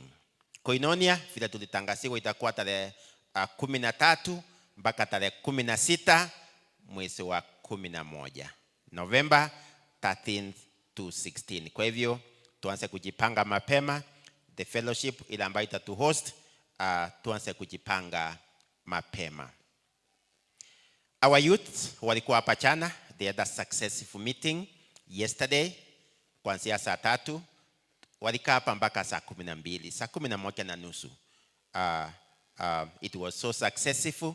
Ikiwa mtoto wako hakufika, wacha nikwambie, hiyo si Mr. Lot. tulikuwa na facilitators wawili na bishop wetu alikuwa hapo kama facilitator watatu, na ilikuwa ya kufana sana. Wanafunzi ambao wanaenda university, wale ambao wako university, our candidates for this year, wale ambao wamemaliza na wanafanya kazi, wote walikuwa hapa na ilikuwa ya kufana sana. So I want to thank parents for supporting that meeting ambayo ilikuwa jana. Wanafunzi wetu, vijana wetu enjoyed so much na walisema tuwaambie asante sana. On that note, ikiwa uko na mtoto, a youth, mikutano ikiitwa ya vijana, kindly tuma mtoto akuje kanisani. This is the only place you can be assured kwamba ameingia mahali pazuri. So parents, kindly going forward, leta mtoto kanisani. Mwambie akuje kanisani. The Bible says, train a child the way to go. Mfunze vizuri. Hata akiwa mzee, hata sahau. So angalia mtoto wako umemfunza aje. Umemwambia kanisani usiende. Kanisani is a waste of time. Ikiwa umemwambia hivyo, that's what he or she will follow. Kindly, wacha wakuje kanisani, wafundishwe vizuri na Mungu atatusaidia. Choir members or choir members, church choir members, nimeambiwa tupaki nyuma baada ya ibada. All church choir members, kindly let us remain behind after the service. As we are aware, tutakuwa na launch ya choir on 28th of September 2025. This year, September 28, tutakuwa na launch ya choir yetu ya kanisa. Kwa hivyo tuendelee kuombea hiyo siku. Na kuna cards tulipeana last week. We have more cards here. Najua tuko na wageni wengi. Yes. Hata wewe umekuwa mgeni mahali. Mahali umekuwa mgeni, this is an opportunity. Na wewe kuambia yule akuja akue mgeni wetu hapa kanisani. We have more cards. Leo sitaki niite, but nataka ukuje uchukue. Kuja tuchukua kwa uaminifu. Sema niko na mgeni, huyo mgeni nataka nimtumie card. Sajida tarehe 28 akuje tushirikiane pamoja, we launch our choir. Na nikiangalia target wanasema we want to raise 1 million and the project is to buy a church fund. Kwa hivyo wacha tushirikiane pamoja. We have more cards. Kindly come for yours ambao utatumia rafiki yako ambao atakuwa mgeni wetu. Na kuna wale ambao wajapata, kindly we have more cards. Come for yours. Rigesa, Mungu ametusaidia tumefuna. Tumefuna. Wengine wameniambia bado haijakauka vizuri. Itakauka. Ikikauka, before uanze kutumia, lete katika nyumba ya Bwana. Bwana Yesu asifiwe. Yes. Ile Mungu amekubariki nayo, we want to be very faithful. The 10% tulete katika nyumba ya Bwana. Rigesa, harvest, vile tumefuna, wacha tulete katika nyumba ya Bwana na Mungu wetu atatubariki. Ndio tukianza kupanda, tujue Mungu ako nasi, ile tulifuna tumemletea yake, tena atasimama nasi tukipanda, atatupatia mvua na tutapata mafuno mengine kwenda mbele. May God bless you so much. Tutakuwa na choirs 3 ama 4. Tutakuwa na 3 kwanza, nikiendelea kufanya consultation kama tutakuwa na ya 4. Tutaanza na Jordan Fellowship, alafu tutakuwa na Clinton, kuna Pastor Clinton. Tutakuwa na watoto wetu. Nimeambiwa watoto wetu walienda Sitam. Hii wiki yote walikuwa huko. They have a presentation. They have requested watoto wote kutoka kanisa ya watoto huko chini watakuja with their presentation. Jordan Fellowship. Karibu.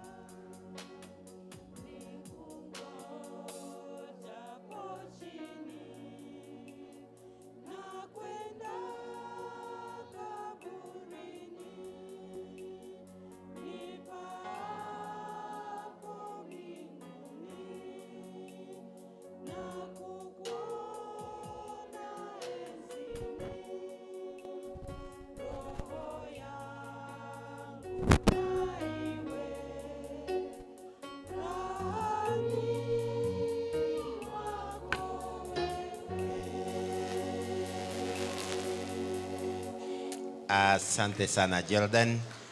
Thank you so much. Pastor Clinton anapoingia Bethlehem Fellowship, nimeambiwa baada ya ibada wabaki nyuma waone viongozi wao. Bethlehem Fellowship baada ya ibada waone viongozi wao.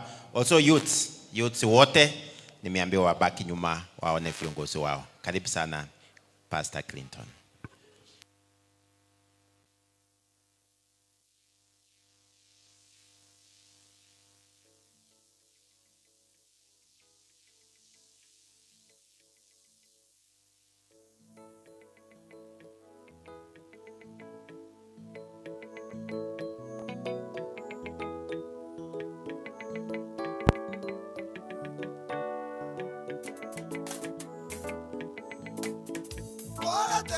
Mangana mayazole Oko ya iguato konye ngoro yao Yesonga sieliare oko nyagotura Kora itabe asoe akobolie Lekora teira mangana mayazole Oko ya iguato konye ngoro yao Yesonga sieliare oko nyagotura Kora itabe asoe akobolie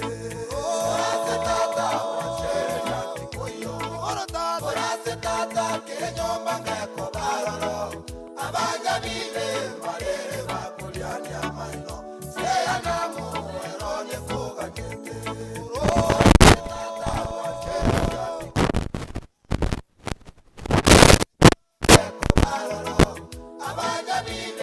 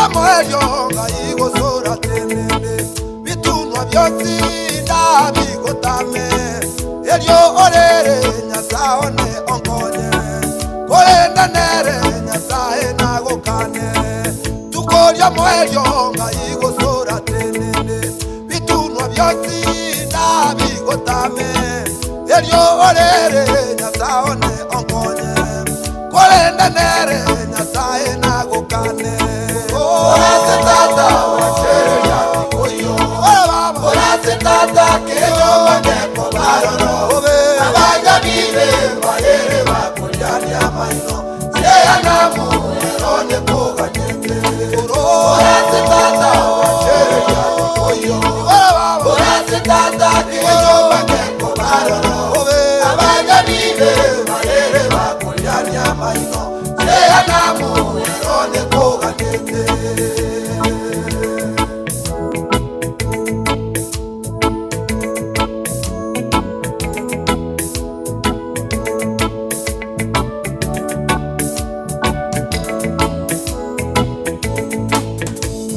Moyo ngaigo sora tenene bitunwa byotsi ndabigotame elyo orere nyasaone onkonye kolenda nere nyasae nagokane obe omonda guse obomotaka mutaka gepimo keyo kyomonya bibe obe omonda gose obo mutaka eya namu erone kuganyete orase tata wachere yaki koyo orase tata kememe neko baroro abanya bibe marere bakulyani amaino eya namu erone kuganyete orase tata wachere yaki koyo orase tata kememe neko baroro abanya bibe marere bakulyani amaino eya namu erone kuganyete. Asante sana Clinton na timu yako kwa wimbo mzuri. Watoto wetu, karibu.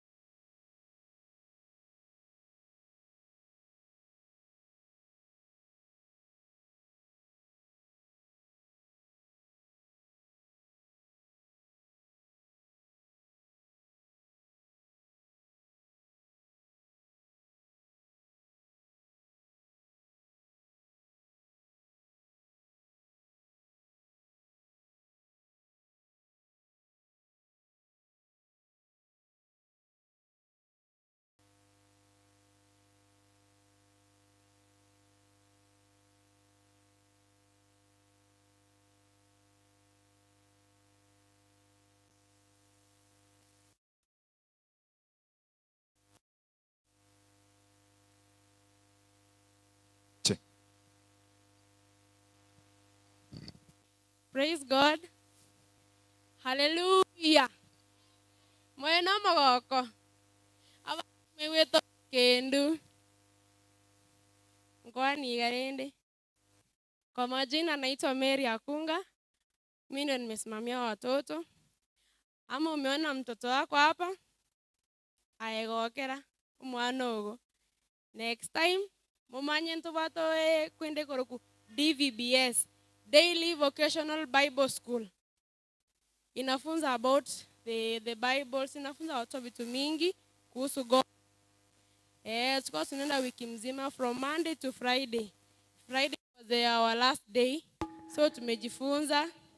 Kuna mara tuambia peke tumejifunza hii wiki mzima. Kuna wenye watajibu maswali na tuko na wimbo. Mbarikiwe. Bwana Yesu asifiwe. Hao ndio watoto wenye walihudhuria VBS. Na tunaenda kusikia day 1. Tulisoma juu ya nini day 1? Day 1. Day 2. Day 3. Day 4. These fruits of the Holy Spirit: love, joy, peace, patience, kindness, goodness, faithfulness, humility, and self-control. Day 5. Walking in step with the Spirit. Day 5. Walking in step with the Spirit. Walking in step with the Spirit. DVBS 2025. DVBS 2025. 2025. In step with the Spirit. In step with the Spirit. Galatians chapter 5 verse 25. Running verses from the Bible, memorizing them one by one. Running verses from the Bible, memorizing every word. Our memory verse. Our memory verse from the book of Galatians chapter 5 verse 1. And it says, it is for freedom that Christ has set us free.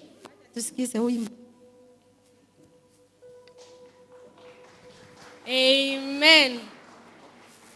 In step with the Spirit, that was our team of DVBS this year. Amen.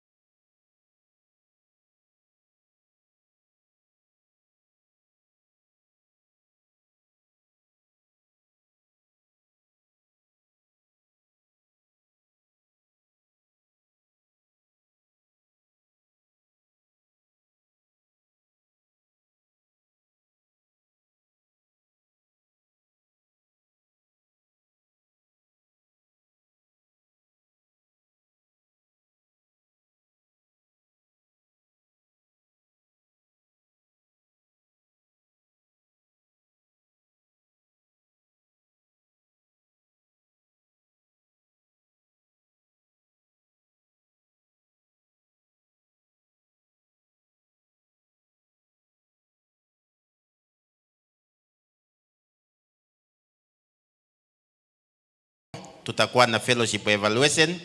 Kuna yule nilikuwa nataka nimpeleke next week, lakini ningependa akuje tu na stanza moja. Wimbo stanza moja kutoka kwa UNESCO. Nimekuipia tu, nilikuwa nimekupeleka next week, lakini next week tutakuwa na evaluation. UNESCO kwa wapi? Stanza moja tu, tutabarikiwa pamoja. Asante.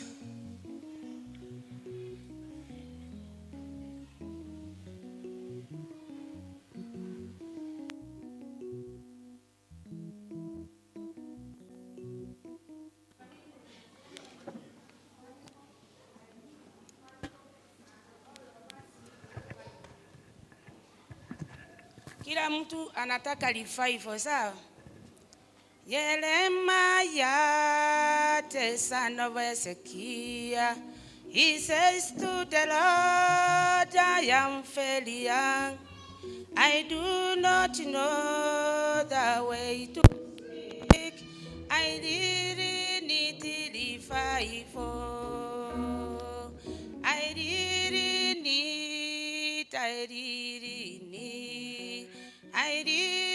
need revival. Hallelujah. I really need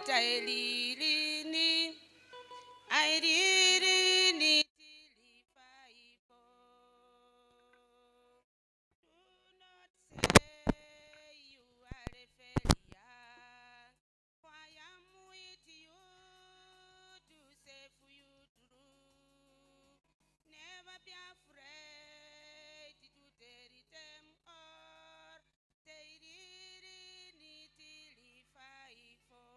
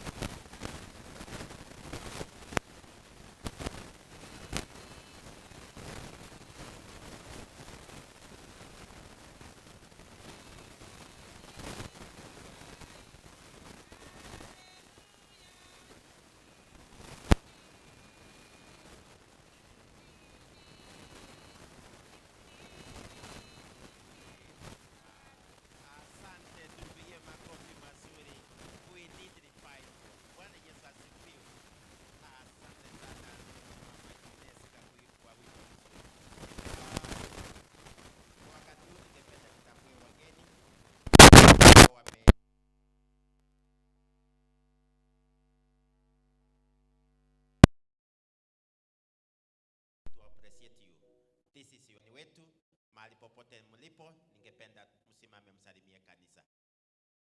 Simame. Asante sana wageni wetu, tuwapige makofi wanaposimama. Asante, naona kuna mgeni. Asante sana. Ikiwa umekaa karibu na mgeni, naona mama Ellen mmekaa karibu na mgeni, tukutane karibu na hiyo meza, tutajua program ya kanisa yetu Nyamataro, and you make this church to be your church. Tuwapige makofi mazuri.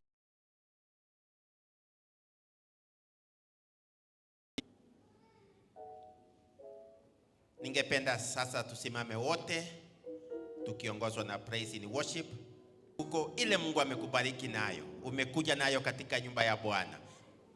Sadaka, fungo lako.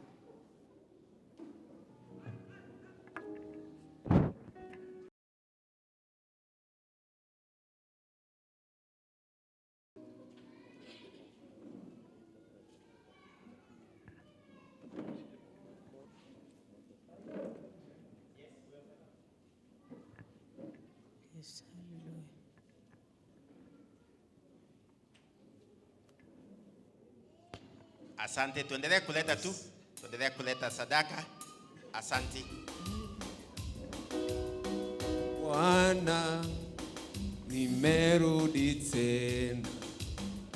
Yesu nakushukuru, wengine sijui, ila mimi Bwana nimejua umenitendea. Sema Bwana nimerudi tena. Yesu nakushukuru, wengine sijui, ila mimi Bwana nimejua umenitendea. Bwana nimerudi tena. Yesu nakushukuru, wengine sijui, ila mimi Bwana nimejua umenitendea. Ema Bwana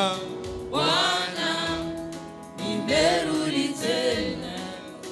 Yesu nakushukuru, wengine sijui, ila mimi Bwana nimejua umenitendea. Utukufu kwako tu na heshima kwako Baba, utukufu kwako tu na heshima Yahweh, utukufu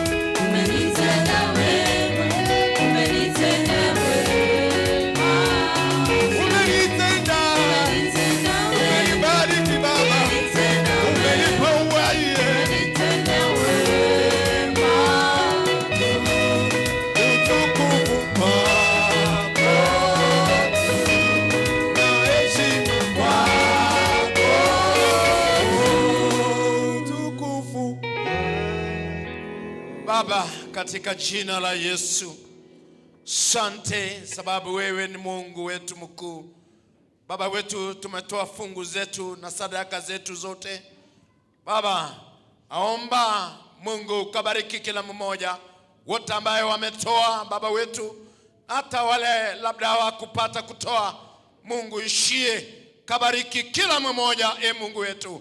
Wenye wakupata watafutie Mungu, na baraka zako zimwagike tele kwa wote, ili Mungu wetu aweze kukutolea. Sante sababu wewe ni Mungu mkuu. Ni kwa jina la Yesu tumeomba, na kila mtu aseme amen. Amen. Amen. Utukufu kwako tu na heshima kwako. Sema utukufu kwako na heshima Yahweh, utukufu na heshima kila mtu nasimame, mwambie Mungu unaweza, ametutenda mema Mungu huyu. Tafadhali naomba kila mmoja usimame kama kuna miguu, tuweze tukamsifu Mungu pamoja. Haleluya. Bwana Yesu asifiwe. Asifiwe Mwokozi. Ambia jirani yako, mwambie ya kwamba ni kwa neema. Ni kwa neema. Tumejifunza neno asubuhi ya leo, inasema ya kwamba ni kwa neema. Kufika wakati huu ni kwa neema ya Mungu. Bwana asifiwe. Amen. Hebu salimia jirani yako, mwambie ya kwamba ni kwa neema ya Mungu. Mwambie ni kwa neema tu, ni kwa neema. Ni kwa neema asubuhi ya leo kukutana mahali hapa kwa ajili ya kumwabudu. Ni kwa neema tu.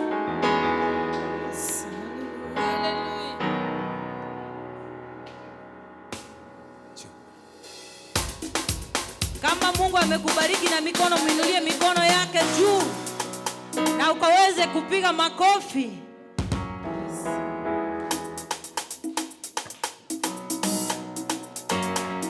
Wapi makofi?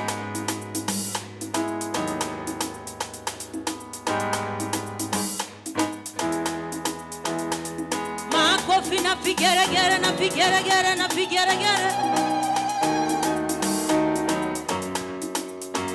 Wapi vigeregere wa mama ndani ya nyumba ya Yesu?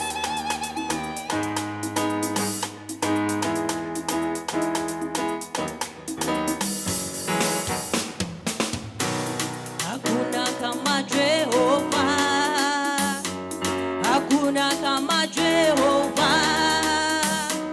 Wewe ni mwema, wewe ni mwema. Hakuna kama Jehova, hakuna kama Jehova, hakuna kama Jehova. Wewe ni mwema, wewe ni mwema. Hakuna kama Jehova, hakuna kama Jehova, kama Jehova. hakuna kama Jehova. wewe ni mwema, Wewe ni mwema, wewe ni mwema. Hakuna kama Jehova. hakuna kama Jehova, Kama Jehova. hakuna kama Jehova. Kama Jehova. Baba ni mwema, ni mwema. Haleluya. Hakuna kama Jehova, Kama Jehova. Mungu asiyeshindwa Baba. Kama Jehova. Wewe ni mwema, Wewe ni Hakuna kama Jehova. hakuna kama Jehova, hakuna. Wewe ni mwema, Wewe ni mwema, wewe ni mwema. Hakuna kama Jehova. wewe ni mwema, Wewe ni mwema, kama Jehova. wewe ni mwema,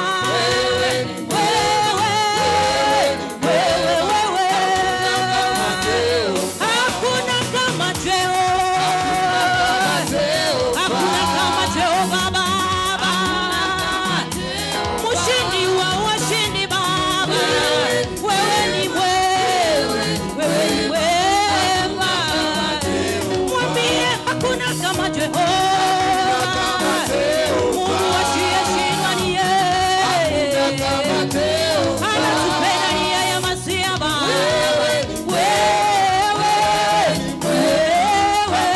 Kama Jehova.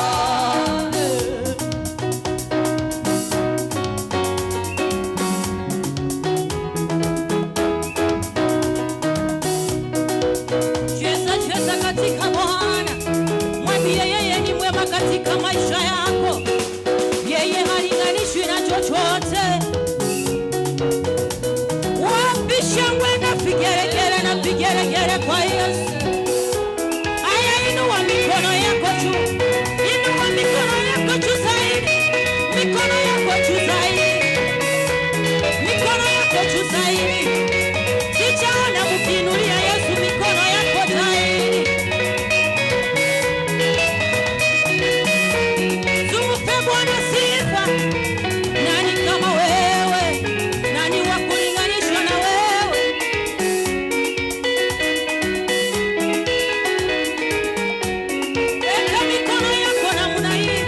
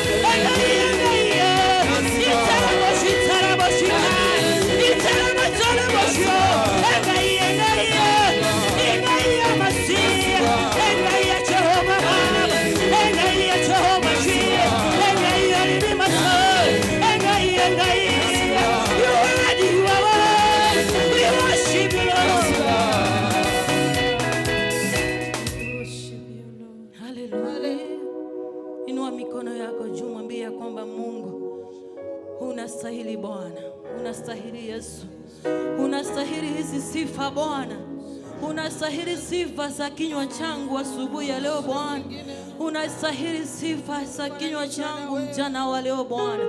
Kama si neema yako Bwana, kama si neema yako mtakatifu, tungekuwa wapi mfalme?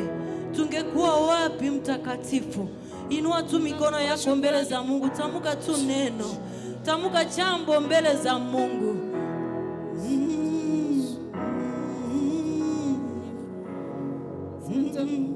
Ni kwa neema Mungu, ni kwa neema kubwa, neema Mungu wetu, ni kwa neema kubwa, ni kwa neema Mungu wangu, ni kwa neema kubwa, ni kwa neema Mungu wetu, ni kwa neema kubwa, ni kwa neema mtakatifu, ni kwa neema kubwa,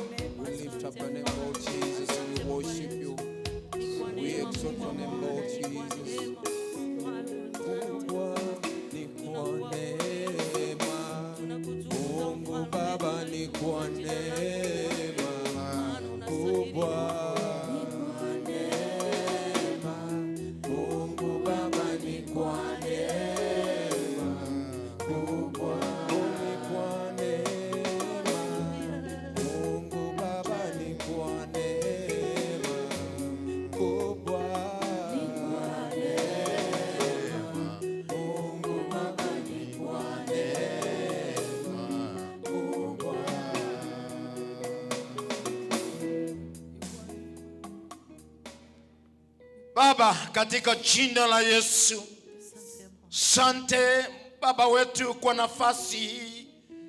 Mungu, imeingia madhabahuni pako Baba, nikitamka baraka kwa kila mmoja. Baba, uwe nasi kwa njia ya kipekee. Naposoma andiko Baba wetu, uwe katikati yetu.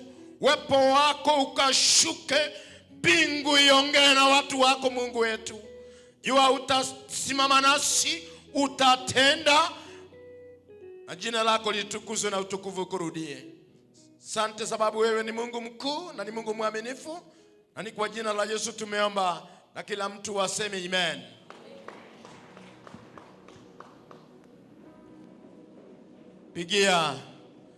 Pigia wapendwa wanakwaya makofi mazuri. Hallelujah. Pigia hao makofi mazuri. Thank you. Asante.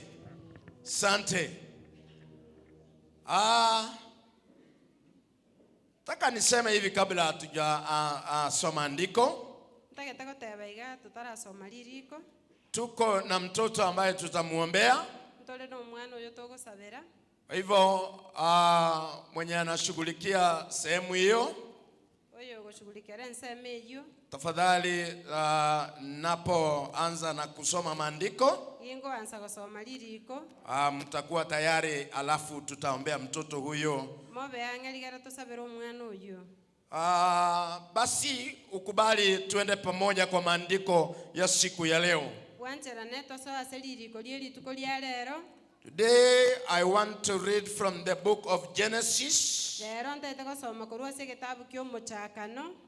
Genesis chapter number 21. 17 to 19. And I will bring out my theme, the listening and answering God. Bwana asifiwe. Amen. Let's read in Jesus' mighty name. Amen.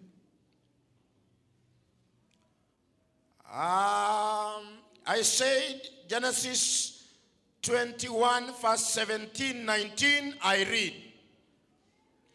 Then God heard the boy's cries, and the angel of God called to Haggai from the sky, Haggai, what is wrong?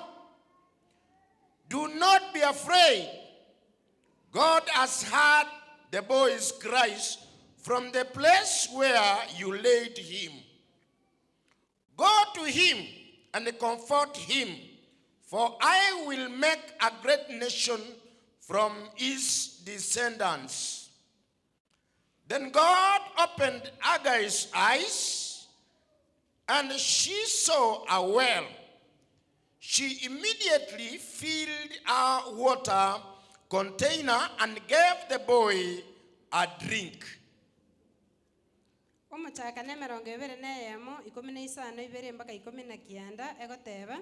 Nyasaye akaigwa okolera kwa mwana na omumalaika wa Nyasaye akarangeria Hagari korwa iguru akamotebia, Hagari, inki okolera tibuoboa ekiagara Nyasaye oigure okolera kwa mwana agwo ase araire.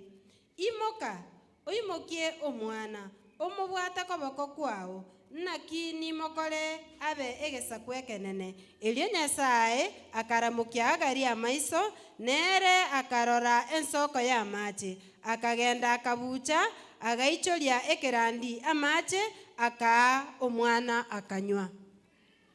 Baba, katika jina la Yesu, Tata aselieta lya Yesu, asante kwa neno lako ambaye tumelisoma mbia mana aseli likolia otu pamoja na mkarimani wangu. kama no moncherelione. Baba, tunaya tafsiri maandishi hayo. Getogokwana malikaya. Ututumie kama vyombo tu. Ototumie bune bibekerero. Na watu wako wabarikiwa wenye wanasikiza. Na abantu bose ni wabategerere. Hata kwa wale watatuangalia kutoka mbali. No nyembali batoligereti korwale. Baba pia ukawabariki. Nyasaye na barobo basifuni. Asante sababu utatenda. Bia mana senge nchonokole. Na kila mtu aseme amen.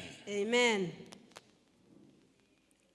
Bwana asifiwe. Manene Yesu abakwe. Bwana asifiwe. Manene Yesu abakwe. Oh, hallelujah. Amen. Asante, asante. Basi.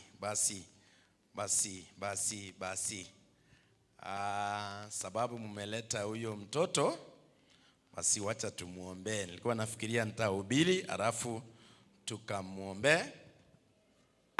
Lakini sababu mmemuleta, praise the Lord. Amen. Basi sababu wameleta mtoto tumuombe. Asenge njoba letro mwana tumusabere. Kubali tu to switch off kidogo. Anja to suke naindake. Ili tumuombe mtoto huyu. Digara to sabero mwana huyu. Tukaweze tena kurudi kwa hayo maandiko. Naande to ila na selirikeli. Wacha tusome kwa ajili ya huyu mtoto maandiko hayo. Tikatosome lirikeli asenge njoyo mwana huyu. The book of Matthew chapter number 19. Mathayo 19. 13 to 15. 13 mpaka 15. And I read. Some children were brought to Jesus so he could lay his hands and then on them and pray for them. The disciples told them not to bother him, but Jesus said, "Let the children come to me, don't stop them, for the kingdom of heaven belongs to such of these." And he put his hands on their heads and blessed them before he left. Mathayo 19:13 mpaka 15 goteba eli abana bake bakalentwa asale elinda ababekera amaboko aye na kubasabira aborokiwa baye bagatanga abantu kolende Yesu agateba batiga abana bachasende timo baisa ko batanga ekiagera abalebu naba oboruoti bwa igoro n'obwabo akababekera amaboko aye akaimoka korwaroro akagenda. Bwana asifiwe. Amen. So watoto, Yesu alisema watoto waje kwake. Yesu agateba abana bake bachasale. Akawawekea mikono. Akawabekera amaboko. Na kweli mtoto huyu leo. Na lero mwana huyo. Ameletwa mbele ya kanisa. Oletwe bosubwe kanisa. Na tutaweza kumuombea kwa jina la Baba, la Mwana na Roho Mtakatifu. Amen. Kwa hivyo mniruhusu niseme hivi.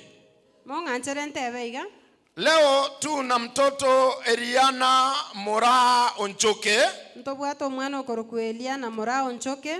Babake Brian Onchoke. Tato mwabako okoroku Brian Onchoke. Na mama Caroline Bosibori Onchoke. Mama mwabako okoroku Caroline Bosibori Onchoke. Huyu mtoto ameletwa kwa madhabahu. Na vile ilivyo desturi ya PAG Kenya, pamoja na kanisa letu la Nyamataro, tutaombea mtoto huyu kwa majina Eliana Mora Onchoke. Na kabla sijamuombea mtoto huyu,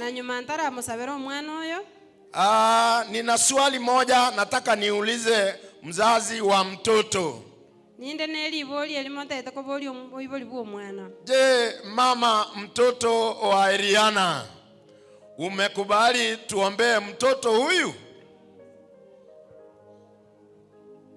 Yes, nimekubali. Amesema amekubali tumuombee mtoto huyu. Je, huyu mtoto utamtunza na kumlinda kwa sheria ya KPAG? Ndio. huyu mtoto utakuwa unamleta kwa kanisa letu la Sunday School? Takuwa nikimleta. Asante. Pigia yeye makofi mazuri. Kwa kukubali kwa mama huyu na mamlaka ambaye nimepewa na PAG Kenya, leo mtaniruhusu niombee mtoto huyu kwa jina la Baba, la Mwana na Roho Mtakatifu.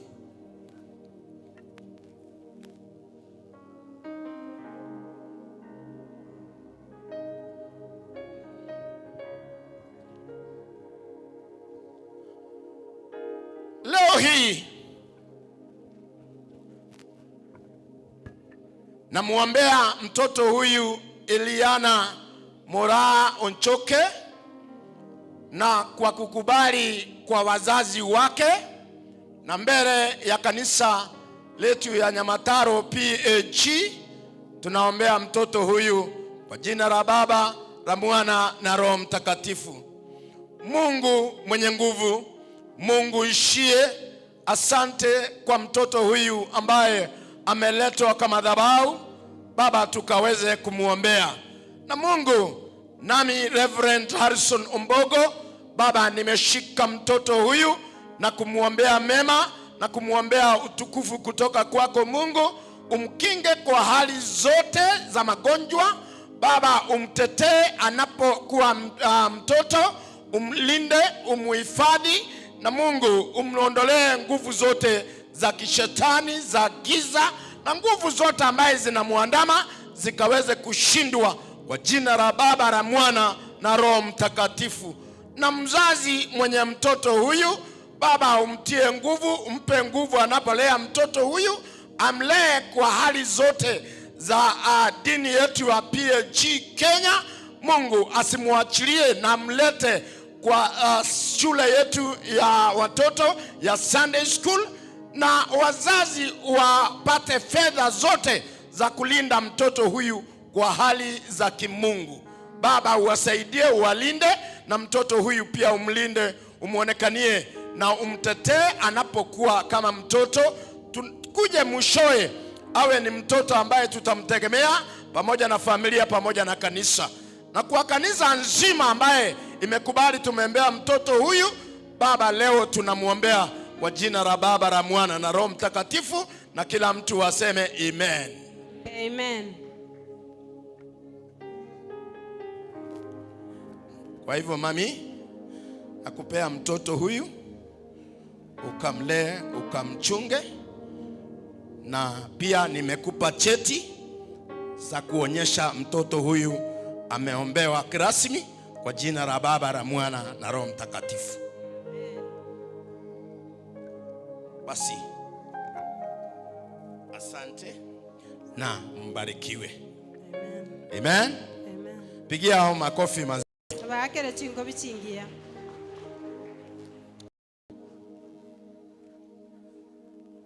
Aha. Hey, Bwana asifiwe. Amen. Hebu fanya hivi tena kama unaniona. Kora igonya kuondote. Salimia unampenda, inua mkono, sifu Bwana. Hey, fanya hivi tafadhali. Hey. Mwambie unampenda, mkono, sifu Bwana. Hallelujah. Amen. Yes. Sio mtoto aendelee kuwa mtu mkubwa. Amen. Na Mungu ambariki. Amen. Na Mungu atende mazuri. Amen. Thank you so much. Biyamano kegima. Kubali tena turudie maandishi hayo. Anchato irorera malikayo. Kubali tu turudie maandishi hayo. Anchato irorera malikayo. Tulikuwa tumesoma maandiko kwenye tuwasomera maliko ya kitabu hiyo Genesis chapter number 21. Allow me repeat again in Jesus mighty name.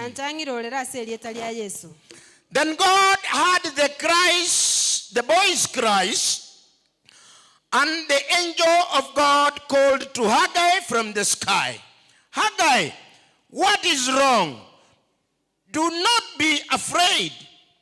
God has heard the boy's cries from the place where you laid him. Go to him and comfort him, for I will make a great nation from his descendants. Then God opened Haggai's eyes and she saw a well. She immediately filled her water container and gave the boy a drink.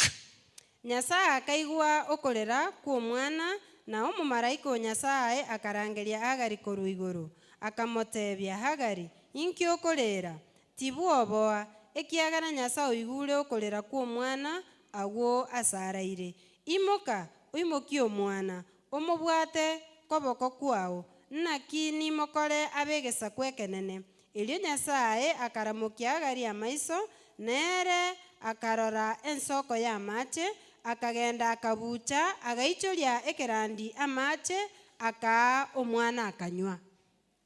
Baba, katika jina la Yesu, Tata asili etalia Yesu. Asante kwa neno lako. Mbiyamana asili ngana liao. Utubariki tunapojumuika kwa neno hilo. Oli otokonya karoto kubwata. Tukufu kurudia sababu wewe waweza. Oba nenda bokuiranira sengencha enko nyaro. Kila mtu aseme amen. Amen. Bwana asifiwe. Manene Yesu abakwe. Maandiko ambaye tumeyasoma. Amalika yatu asomire. Nataka nilete kichwa changu cha kusema hivi. Ntaketende tekerenga gegoteba. The listening and answering God. Nyasaye oyo gotegerera na koigwa. From the writings that we have read, asa malika yatu asomire, ni historia moja kila mtu anajua. No mogano yo mokero umuntu amanyete. Nataka tu nikukumbushe juu ya hiyo historia. Ntakete gukoinyoria kaiga igoro yo mogano oyo. Hii historia omogano oyo ni juu ya Hagai, ni igoro ya Hagari ambaye alikuwa an Ethiopian slave kwa mji wa Abraham na Sara. Oyo olenge omotomwa ase nyumba ya Abraham na Sara.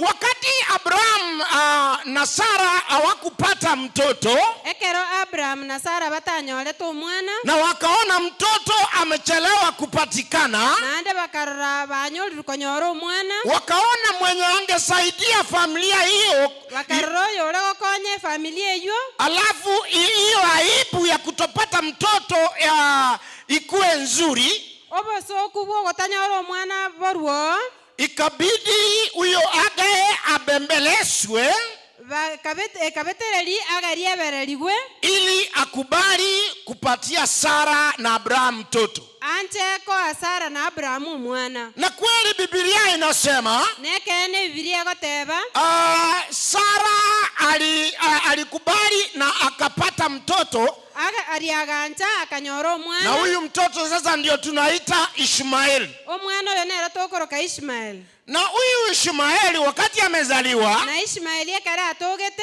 na tena Mungu alikuwa amepatiana ahadi kwa familia ya Abraham, naande Nyasaye konyoru orule ira se familia ya Abraham. Basi na Sara naye akabarikiwa naye akapata mtoto, na Sara nera akanyora omwana. Wakati hao watoto wamepatikana, ekara abana batokire, then there started a problem in Abraham's family. Ono mochando gachaka se familia ya Abraham. Sasa hapa ndio unaona huyu Hagai mtumishi wa Sara, bono Hagari oyo lengo moso mokolerio Sara, wakati naye amepata mtoto Ishmael, nekero nera anyoliro omwana Ishmael, na Sara naye amepata mtoto wake wa ahadi, na Sara nera anyoliro omwana oye, basi shida ikaanza kwa boma yao. Omochando gachaka se familia yabo. Ndio nakwambia leo hivi, na kinta ketogotebirero iga aya huyu Hagai akafukuzwa, Hagari agaseriwa. Biblia inasema, Biblia goteba, kama nitakurudisha hapo kidogo ndio tuelewane. Nse gukoira ni auma egaligera toigwanane. Nikurudishe nyuma tu kidogo. Ngoira ni maegake. Tusome hayo katika jina la Yesu. Tasoma Yesu litalia Yesu. As the time went by, hiyo ni sasa 21, tusome 8. Tusome isano isato. As the time went by, And Isaac grew, was helmed. Abraham gave a big party to celebrate the happy occasion. But Sarah saw Ishmael, the son of Abraham, and her Ethiopian servant Hagar making fun of Isaac. So she turned to Abraham and demanded, "Get rid of the servant and her son. He is not going to share the family inheritance with my son Isaac." Isani sategoteba omwana oli agakina agatiga kogonka ase rituko riria Isaka atigete kogonka Ibrahimu agakora omoyega omonene korende Sara akarora omwana oli bwa Agari omomisiri oyo oiborerete Ibrahimu agosekereria Isaka omwana oye ase ayo agatebia Ibrahimu moseri omokungu oyo omosomba ama no omwana oye ekiagera omwana bw'omokungu oyo omosomba takoria omwando ama no omwana one Isaka. The Bible says Abraham obeyed Sarah's instructions. And then Hagar was chased away from home. Now the writings we are reading today here is now when Hagar has been chased away to the wilderness. Na wakati ameenda amefukuzwa, alipewa kachakula na kamaji kidogo. Kufika huko njiani huko maji yakaisha. Sasa Hagar akashindwa afanye nini? Akawekera mtoto chini, akasema hivi, wacha nisione vile huyu mtoto anakufa. Wakamulilia Mungu sasa. Na ndio unaona Mungu anajibu kutoka mbinguni. Now the Bible is saying that the God heard the cries of the boy. And now when he heard the cry of the boy, because he's a listening God, he listened to the cries. And then he answered the cries. And today I want to tell you, with God all things are possible. With God all things are possible. The impossibles which look at Abraham's family, they became possible when God intervened. So we have a God who listens to our problems and then he answers the problems. He answered the problem and the cries of Ishmael and Hagar. And then he will answer even to you today as you are here. So how do I speak to you today? The God I am preaching to you today is a God who listens. He's a God again who answers. When you cry to him, when you talk to him, he will answer you in Jesus' mighty name. Oh, hallelujah. Amen. This is the God I am bringing to you today.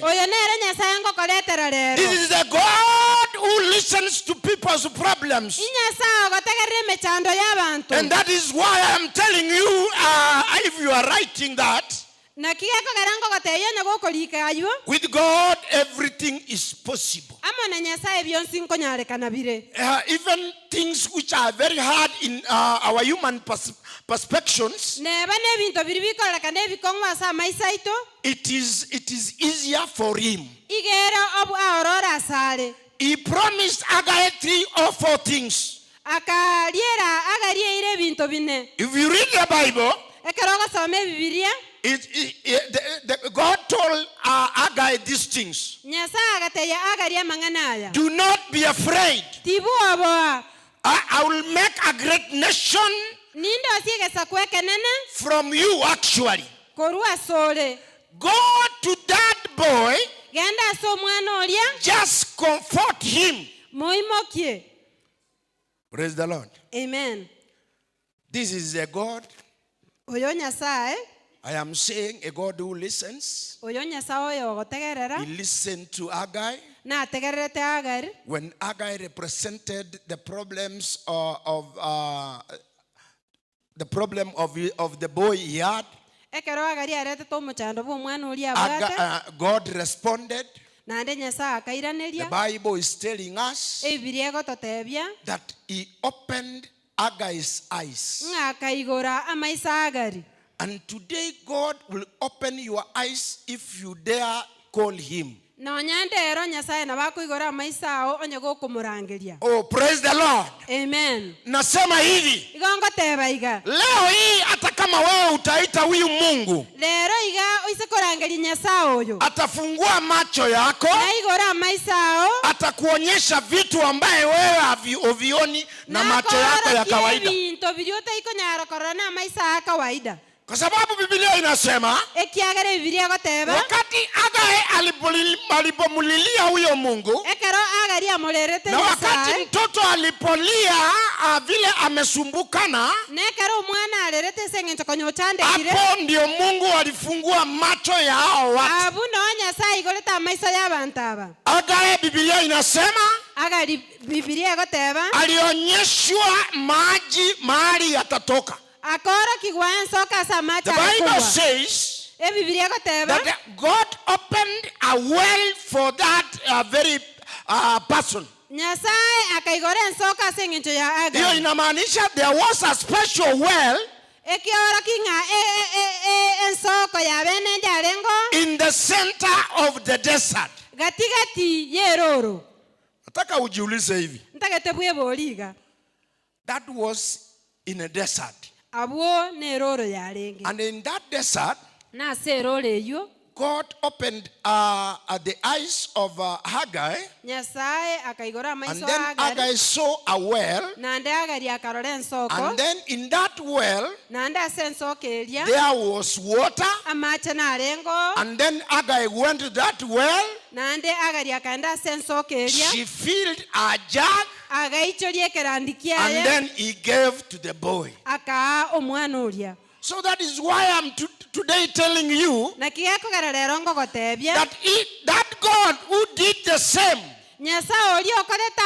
he has never changed even today, and he will not change in Jesus' mighty name. So in God, everything is possible. Bwana asifiwe. Amen. Another one. God is a God of a second chance. God is a God of a second chance. Despite your human mistakes, despite Haggai's mistake to agree that he should remove shame from Abraham's family to get for them a son, and then they chased her away. Even though she did that, God gave her another chance again. Bwana asifiwe. Amen. So we serve a God of a second chance.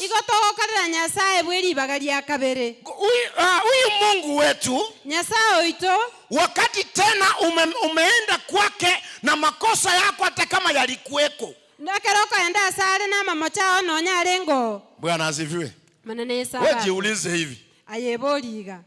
Haggai ako kwa familia ya kina Sara na pamoja na Abraham. Amekubali kufanya kazi ambaye angetakikana kufanya. Na wakati amekubali kufanya, amefukuzwa kutoka hapo. oseli gukorwa roro Lakini huyu Mungu tena kolende nyasaye oyo nende wakati anamulilia ekera akumulera akumwambia hiyo ni shauri yako, tamatebetia ini igoro yao alimwambia tena I will make a great nation from you. nande gako mateinga ninkolegesa kwekenene kurwa sole. Kwa hivyo we serve a God always of a second chance. igotogokorera nyasaye bweribaga lya kabere. If you again go to God, oisokolera nyasaye he will again listen to you and he will do something good for you. nagotegerera nande agokorera egento ekiya. God has answers in our families or in our problems. nyasaye nabwata amairanelio ase chifamili chaitu gosa ase emechando yaitu. He answered Abraham's problems and Sarah and Hagar. akairanelia ase omochando wa Abraham na Sara na Agar. In fact, he solved their problem. nande akaleta lichibu ase emechando yabo. He solved Abraham's and Sarah's problem. akaleta lichibu ase omochando He also solved the problem of Hagar. nande akaleta lichibu ase omochando wa Agar. So we serve a God who has answers in our problems. igotogokorera nyasaye okoleta amachibu ase emechando yaitu. If you can read the Bible, oisogosoma ebibilia the Bible is very clear ebibilia ere that maisoma Abraham was unable to solve the problem. nga Abrahamu tanyarete gokonya omochando oria. Here is a man, Abraham, oyo nomosacha Abraham, and then he is now chasing away somebody bona agoseria omonto who has agreed to give him a son. oyo bwanchire komo omwana omumura. And then the only thing Abraham could do, nande egento gioka Abrahamu akorete it was just to give Hagar a small water, nokoa Agari amache makeiga and then just told her, just go. nande akamotebia genda. So he was unable to solve the problem. tanyarete gokonya emechando yarenge He did mwaye. not stand firm as a man tateneneti bokong'u buna omosacha until Sarah this. atebi Sara iga This is although this is a slave girl, nonya oyo kare omosombo oito she has agreed to get me a son. bwanchire konyorera omwana omomura. Maybe I am not going to chase her away. tindi gochika omoseria Although God had a plan for them, nonya nyasaye obwate omoroberia but as a man, he did not stand firm. buna omosacha tateneneti bokong'u. Oh, hallelujah. Amen. Wakakambia mule lakini kwa nangu kwa niyo. Wazee mko salama, nisalimie. Nauliza hivi wase, Igonko boliga bagaka. kama jambo imekuja kwa boma lako, Onye lingana liachira ase familia. are you able to stand firm and solve it? Nkonya arole gotenena kwaleta machibu. How do I advise today? Ngakina ba eiro basemirero. Be a man who can stand and solve a problem. Kabo mosacho yo gotenena oleta machibu ye. Because if you stand firm, ekiagaro ise gotenena bako. there are things you can solve as a human being. Ebinto mbirora aleta machibu na mwanya bantu. Don't agree sometimes to be squeezed with the women. Tagwancha komigwa n'abakungu. Oh, hallelujah. Najua hapo kila mtu anyanyamaza. Abukero omonto okirire. Nisalimia hivi katika jina la Yesu. Kwani igase lieta lya Yesu. Ninasema hivi. Igongo teba iga. Tukiwa nyumbani, Getolenka. kuna matatizo yanaonekana. Amechando nere korore. Na haya matatizo yakionekana, Nemechande keyaro. can you be able to stand and solve it? Nonya ara gotenena oleta machibu yeme. Waliwacha haya makosa yote Bagatiga mama chayonzi. sababu Mungu ni Mungu. Esengento nyasaye. Yeye ndiye yote. Nero bakonye tase mechande iyonsi.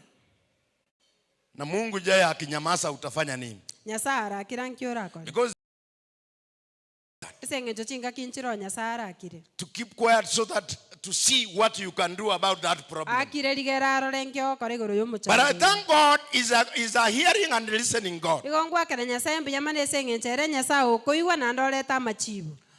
Another one I want you to know is this. Egento kenenta etomamanyane. God respects the cries of his people. Nyasaye nasigete okolera kwa abantu baye. When you cry to God, ekero okomolera nyasaye. surely he listens.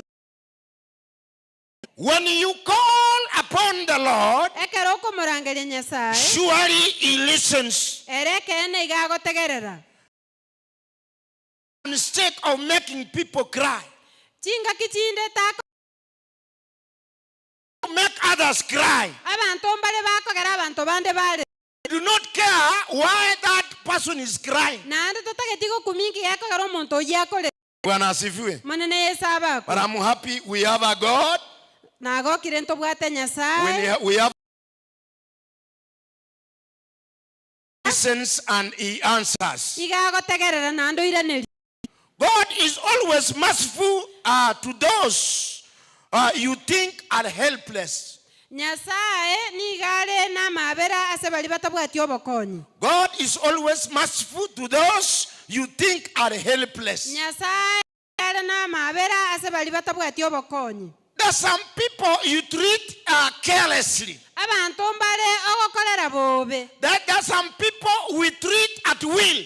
Abantu mbale tokokolera muna tuanchete. The poor people sometimes we treat the way we want. Abantu mbale abataka tokokolera muna tutagete. But I want to tell you today in Jesus' mighty name. Ntete kogotebigalera selieta lya Yesu Kristo. You might treat them at will the way you are. Naboko bakolera ngenche lyotagete. You might be powerful the way you are. Nabora abane chinguru ngenche lyo. Even if that is so, nonyekere igo. there is a God who's in heaven.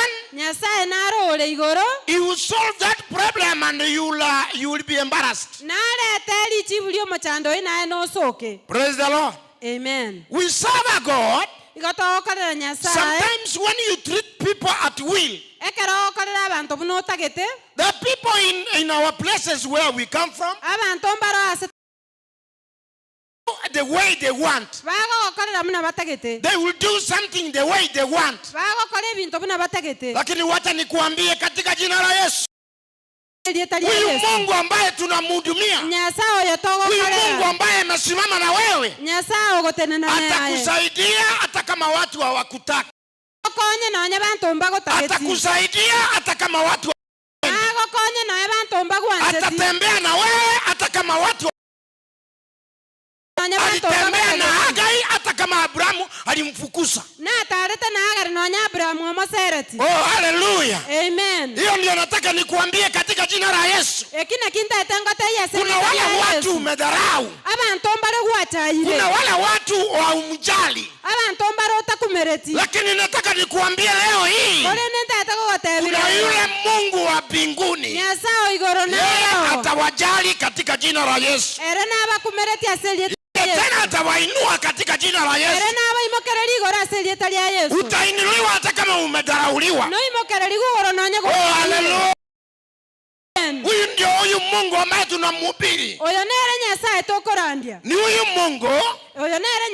Wakati wewe umedharau mtu, wakati wewe haumpendi, wakati wewe haumjali, ni huyu Mungu ambaye ninamhubiri.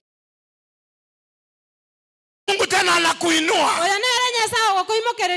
Nakuombea uinuliwe. Nakuombea uendelee. Hata kama umedharauliwa mahali huko, leo nakutia nguvu katika jina la Yesu. Basi huyo Mungu ambaye tunamhubiri, He is a listening God. He is a God who answers. Let him answer you today. Kwa hiyo shida ambayo unaendelea, kwa zile vitu ambayo watu wamekuletea, wacha tena akuinue katika jina la Yesu. Oh, hallelujah. Amen. Huyu Mungu anakujali. Na ataendelea kukujali katika jina la Yesu. Amen. Bwana asifiwe. Amen. Bwana asifiwe. Amen. Hagai alidharauliwa. Sio kwa makosa yake. Ni yeye alikuwa ni mtu mzuri, alitaka kuondolea wale watu aibu. Wakati nilikuwa naangalia maandishi hayo, Abrahamu na Sara walikuwa wameshindwa kupata mtoto. Lakini huyu slave girl, yeye alikubali kuwaondolea aibu. Bakanza kubaruselio bosoku. Kuna wale watu utakubali kumuondolea aibu. Abantu mbarora anzere kuruselio bosoku. Alafu yeye anakutupa tena. Na ande arogo tukuta. Listen this. Tagareke. Kuna mtu mmoja. Omonto ya mana arango. Auctioneers walikuja kushika vyombo vyake. Abantu bali bakoni ebintu bagacha kubwate ebintu byaye. Alikuwa na deni mahali. Abwate deni ase. Na watu wamekuja wanataka kuchukua vitu vyake. Na abantu baachire batate koire ebintu byaye. Gari yake imeshikwa. Gari yaye abwatirwe. Nyumba yake imevamiwa na auctioneers. Nyumba yaye abwatirwe na bali bakoni. Alafu mtu mmoja wana monto ya mama akaamua kufanya hivi. Akanyacha kokora iga. Akasema nitakusaidia. Akateba ningo konye. Akaenda akaleta fedha. Akaenda akaleta chibesa. Akalipia huyu. Akamwakanira. Wakati hao watu wa auctioneer wameenda. Abantu bali barako auction bachire. Mwezi wa kwanza hakulipwa. Omotienyo matanga nitaka. Mwaka ukaisha hakulipwa. Mwaka ukaera taka ni. Wakati tena alienda kudai hiyo pesa zake. Ekera chieta kusaba chibesa chiaje. Hallelujah. Amen. Akaambiwa hiyo ni shauri yako. Akamata ebinigoro yao. Kwa nini ulinipa hiyo pesa? Iki kiagara to gaka na chibesa echo. Sijapata nitakupea. Tinanyora ninkoe. Here is a person who has solved your problem. Oyo muntu okonyiro muchando. Hallelujah. Amen. Tuko na watu wa aina hii wa dunia hii. Wakati wewe umemsaidia, yeye amesahau tena. Akuambia Mungu usisahau katika jina la Yesu. Akuambia Mungu usidharau watu. Sababu hata ukimdharau, huyu Mungu tena atamuinulia. Oh, hallelujah. Amen. Lingine nataka ujue. Elinda getomanya.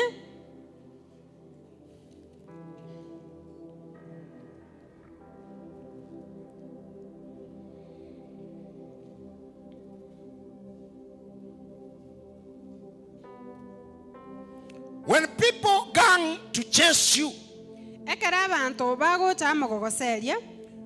and they leave you go and die to the desert,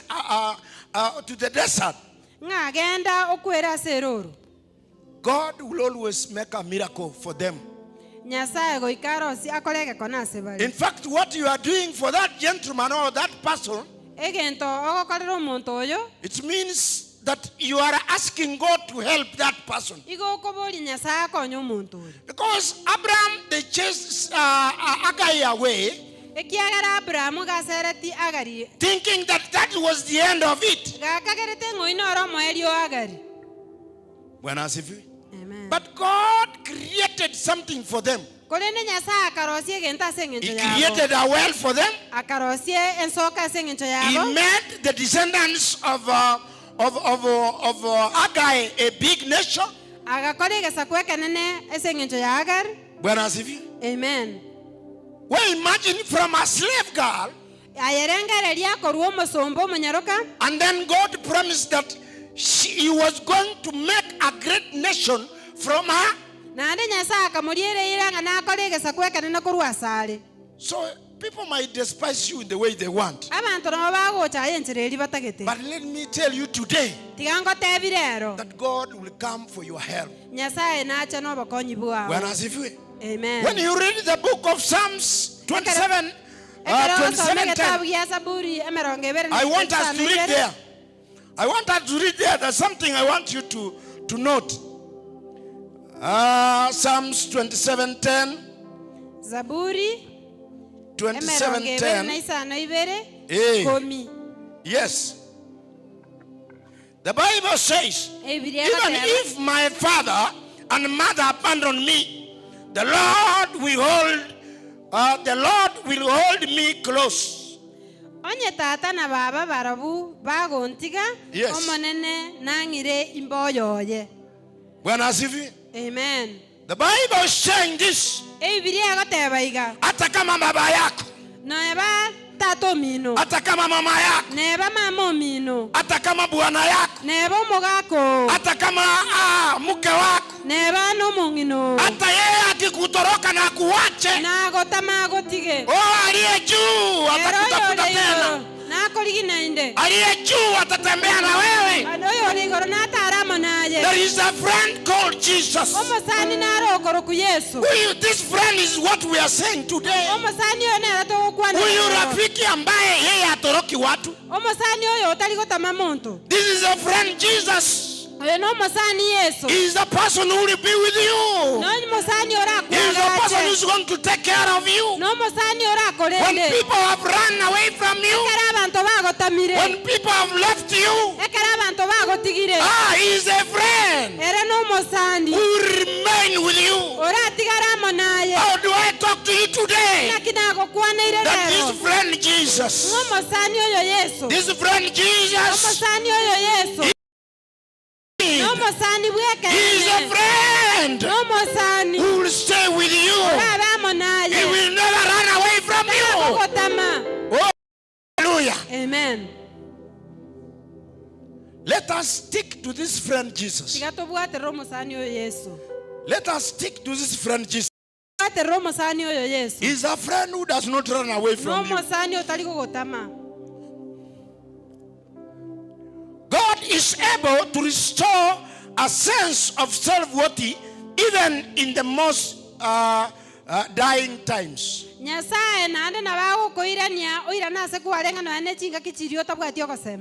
I am saying this. God is able to restore a sense of self-worth even in the most dying times.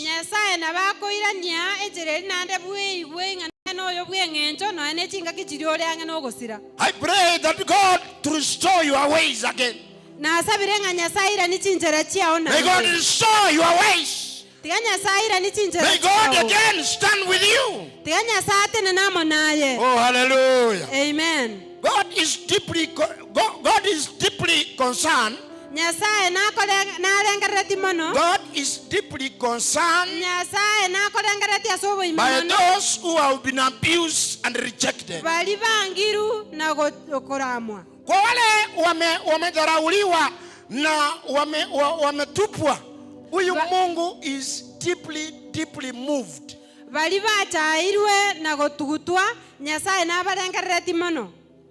Bwana asifiwe. Amen. Wewe ukiangalia historia ya Hagar,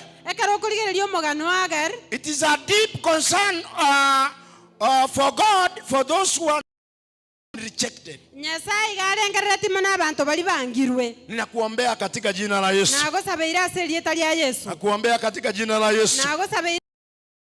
Huyu Mungu ambaye tunamhubiri, Mungu ambaye tunamkimbilia, yeye ni Mungu ambaye anasimama na sisi. Wewe mulilie tu katika jina la Yesu. Wakati tunamkimbilia leo hii, yeye atasimama na atakuonyesha vitu ambavyo nakuombea Mungu afungue macho yako, ukaone mambo makubwa, ukaone vitu vikubwa, ukaone baraka mbele zako. Ile wale watu walikuwa wamekudharau, wakaibike katika jina la Yesu. Oh, hallelujah. Amen. Praise the Lord. Amen. Huyu Mungu ambaye tunamhubiri, wakati ameona machozi ya wale watu ambaye, wakati anaona majonzi yako na majonzi ya wale watu wamefukuzwa ama wamedharauliwa, he respects the tears of those who are crying. Kwa hivyo wakati unamtesa mtu, anamunilia Mungu, huyu Mungu ambaye nimekuambia leo, he is a listening God. He is a God who answers. You cry to God genuinely. When you cry to God genuinely, I want to assure you today that He will answer you in Jesus' mighty name. And those ones who thought that you are finished, they will again come back again. naende nabo bagokorora nainde. Bwana asifiwe. Amen. Najua watu wakati wamekudharau, Umanyete ekero abantu bagochayire, wakati watu wamekudharau kabisa, ekero abantu bagochayire kegima, na tena wameona tena Mungu amekubarikia, naende barora Nyasaye ogosesenirie. kuna wakati akina mama wanaenda Kerero, Chinga kinjira abangina bakoenda kusalimia mtoto. akina mama wanapenda kuenda kusalimia watu mahali. Abantu abangina mbachete koenda gukwania abantu ase. Kuna wengine pande ya kwetu pale, Abande mbaro ali seito. Bwana asifiwe. Manene Yesu abako. I want to tell you something very small Ndeta gote yegento kekei. as I finish. Bunango kora. Huko nyumbani Alianka. kuna mama mmoja ambaye yeye hakuwa anajiweza, Omongina na alengo rota ale kwenyara. lakini hata kama alikuwa hajiwezi, Nonyeta ale kwenyara. alikuwa na wasichana warembo sana, Iga abwate abaiseka abanyakieni. na hao wasichana warembo Na abaiseka abanyakieni walipelekwa Nairobi kufanya kazi. bakairwa Nairobi gokora emirimo. They are maids in Nairobi. Na abasomba ali Nairobi. Hallelujah. Amen. Huyu mama amekuwa nakwambia alikuwa na wasichana warembo, Omongino oyo nagotebiriga abwate abaiseka abanyakieni. lakini wafanyikazi wa nyumba kama Hagai, Kolende na abakorori b'enyomba buna Agari. watu wakienda kusalimia watu, Abantu ke bachire gukwania abantu. huyu mama hawezi pelekwa, Mongino oyo takoirwa. sababu yeye ana kitu, Ekiagera tali na gento. yeye ana nguo. Tabwati yanga. Akipata wengine wanajiandaa kwenda hiyo safari, Akonyora abande bakweyaliga nikoende safari. wauliza hiyo safari mtaenda lini? Ako babolinge safari elindi moko genda. Tutakwambia. Ndoche togotebi. Sasa ile anangojea ataambiwa, Erekeraga nyetacha atebiwa. alikuja kupata wale watu walienda. Ochonyora abantu balimba achiete. Anasikia walienda Ochonyora mba achiete. na wakumwambia. Nande mba matebe. Sababu ya nini? Aseki. Madharau. Obochayi. Wacha huyo mama aliendelea hivyo. Omongino oli akagenderera igo. Siku moja msichana yake huyo mrembo Nairobi, Dituke elimo maisaka yoyo monyakieni Nairobi. Akafika siku mtoto wa director mmoja akampenda huyo msichana. Omwana bwe director ya maganjo muisaka olia. Akasema huyu msichana ndio nitaa. Agatebo muisaka yo nere nkonyuma. Dadi hata ufanye nini leo? Tata nokora kirero. Huyu ndio nitaa. Oyo nere nkonyuma. Anaambiwa bwana wewe utaoa maid. Akoboli kunga nonywa mama somba. Anasema huyo ndio mimi nataka. Agateba oyo nere ntagete. Basi wakati kijana alikotaa, Ekero mumuroli angete. wazazi wakafanya mpango huyo mtoto wao aoe maid. Abaiboli bagakora murobe. Lakini huyo maid kolende masombo oyo ni yule smart, anaenda vizuri. Smart yako tarabuja. Anatembea vizuri. Ako tarabuja. Wakati walikuja nyumbani kwa huyu mama, ekero bachitenka somongino oyo. Wakapata kwa huyo msichana ni nyumba ni zile ziko hivi. Bakanyora chinyomba njitete kugwa. Alafu wakapata huko wakienda wanapata, unajua nyumba ile hata kama ni mvua inanyeshea huko, ikifika jioni utatoa tena kama ni kitanda utasongeza. Goikonganye bintu. Basi wakati wamefika hapo, ekero baigetaroro wakasema hii mji ibomolewe yote, bagatebo mochigoti gotagoru bwonsi, alafu miji mizuri itengenezwe. Chinyomba chingiya chirosiwe. Nyumba zikatengenezwa mzuri. Chinyomba chikarosi kuchingiya. Nyumba ikawekea fence. Chinyomba chikabekerwa wall.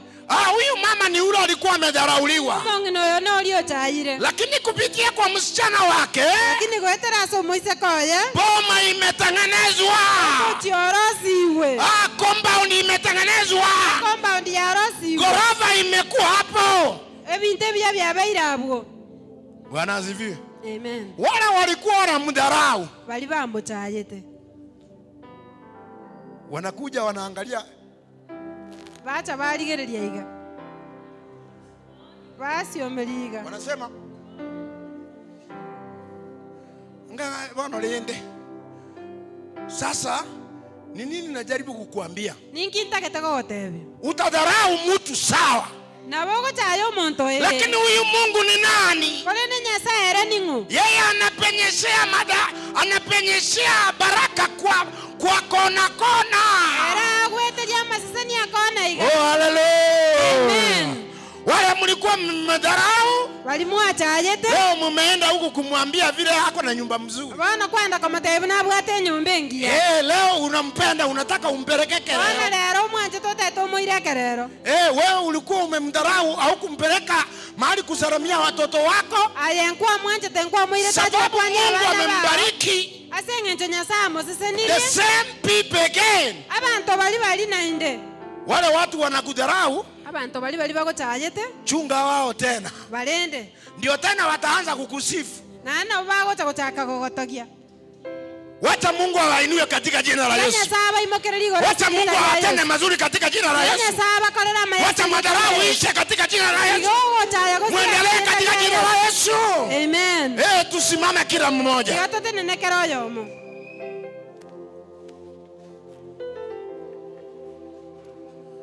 Hallelujah. Nilikuambia we serve a listening God. Now this listening God is a God again who answers. May He answer you in Jesus' mighty name. Taka uambie Mungu wako mambo moja mbili hivi. Talk to your God. Talk to your God.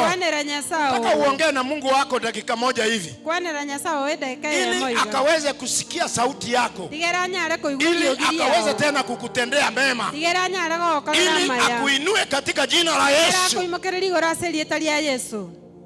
Father, in the name of Jesus, I thank you, Lord. You are great, there's none like you. When people even despise us, Lord, you are a God who is a friend. You hear our cries. How do I pray that, Lord, in the mighty name of Jesus? Hear your people's cries, oh my Father. Hear the way they cry, my Father. Sikia vilio vyao, Mungu wetu. Simama na wao, Baba wetu. Wanapokulilia kwa shida zao, Mungu tena ukasikie. Wanapokulilia Mungu wetu, ukawatendee katika jina la Yesu. Oh, hallelujah. Amen. Sijui umepitia maneno gani? I don't know. Wewe ndio unajua.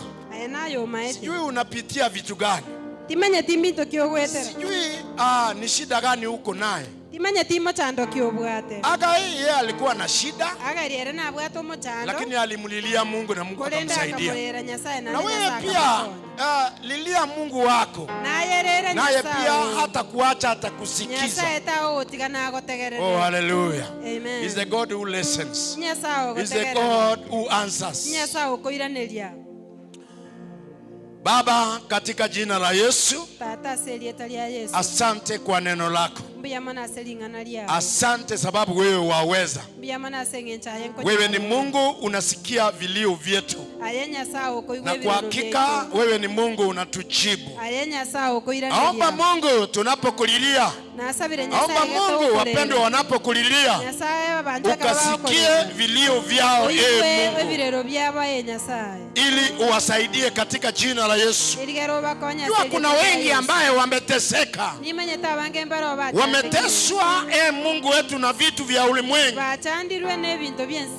Mungu wanapokuita na wanapokulilia, Baba ukawajibu katika jina la Yesu. Wewe ni Mungu mwaminifu, wewe ni Mungu mkuu, ukatusaidie na Mungu ukatende mazuri, utuondolee nguvu zote ambaye Mungu wetu zinatusumbua na kutusingira. Katendea kila mtu Mungu, tunawabariki. Asante sababu utatenda, na ni kwa jina la Yesu tumeomba, na kila mtu aseme amen. Amen.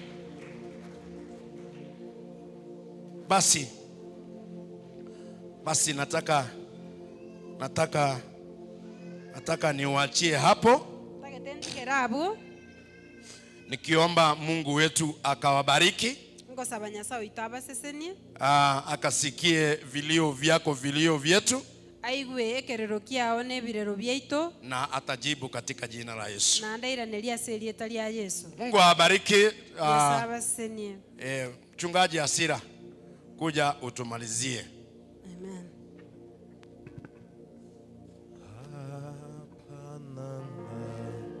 Fiki kama Yesu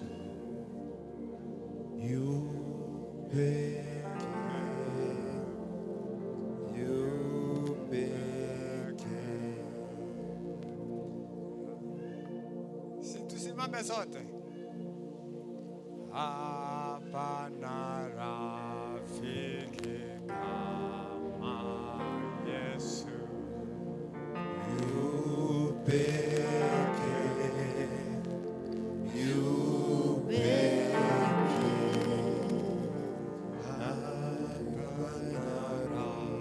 bosi kama Yesu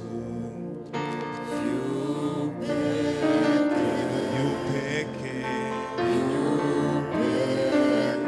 Yesu ajua shida aweza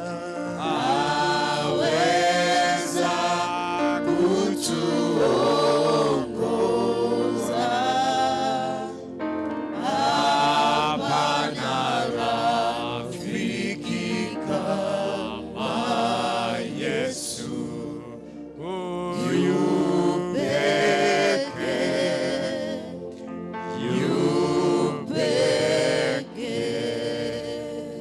Mwenyezi Mungu muumba mbingu na nchi, wewe ni baba yetu, wewe ni kimbilio letu, wewe ni tumaini letu, wewe ni maficho yetu.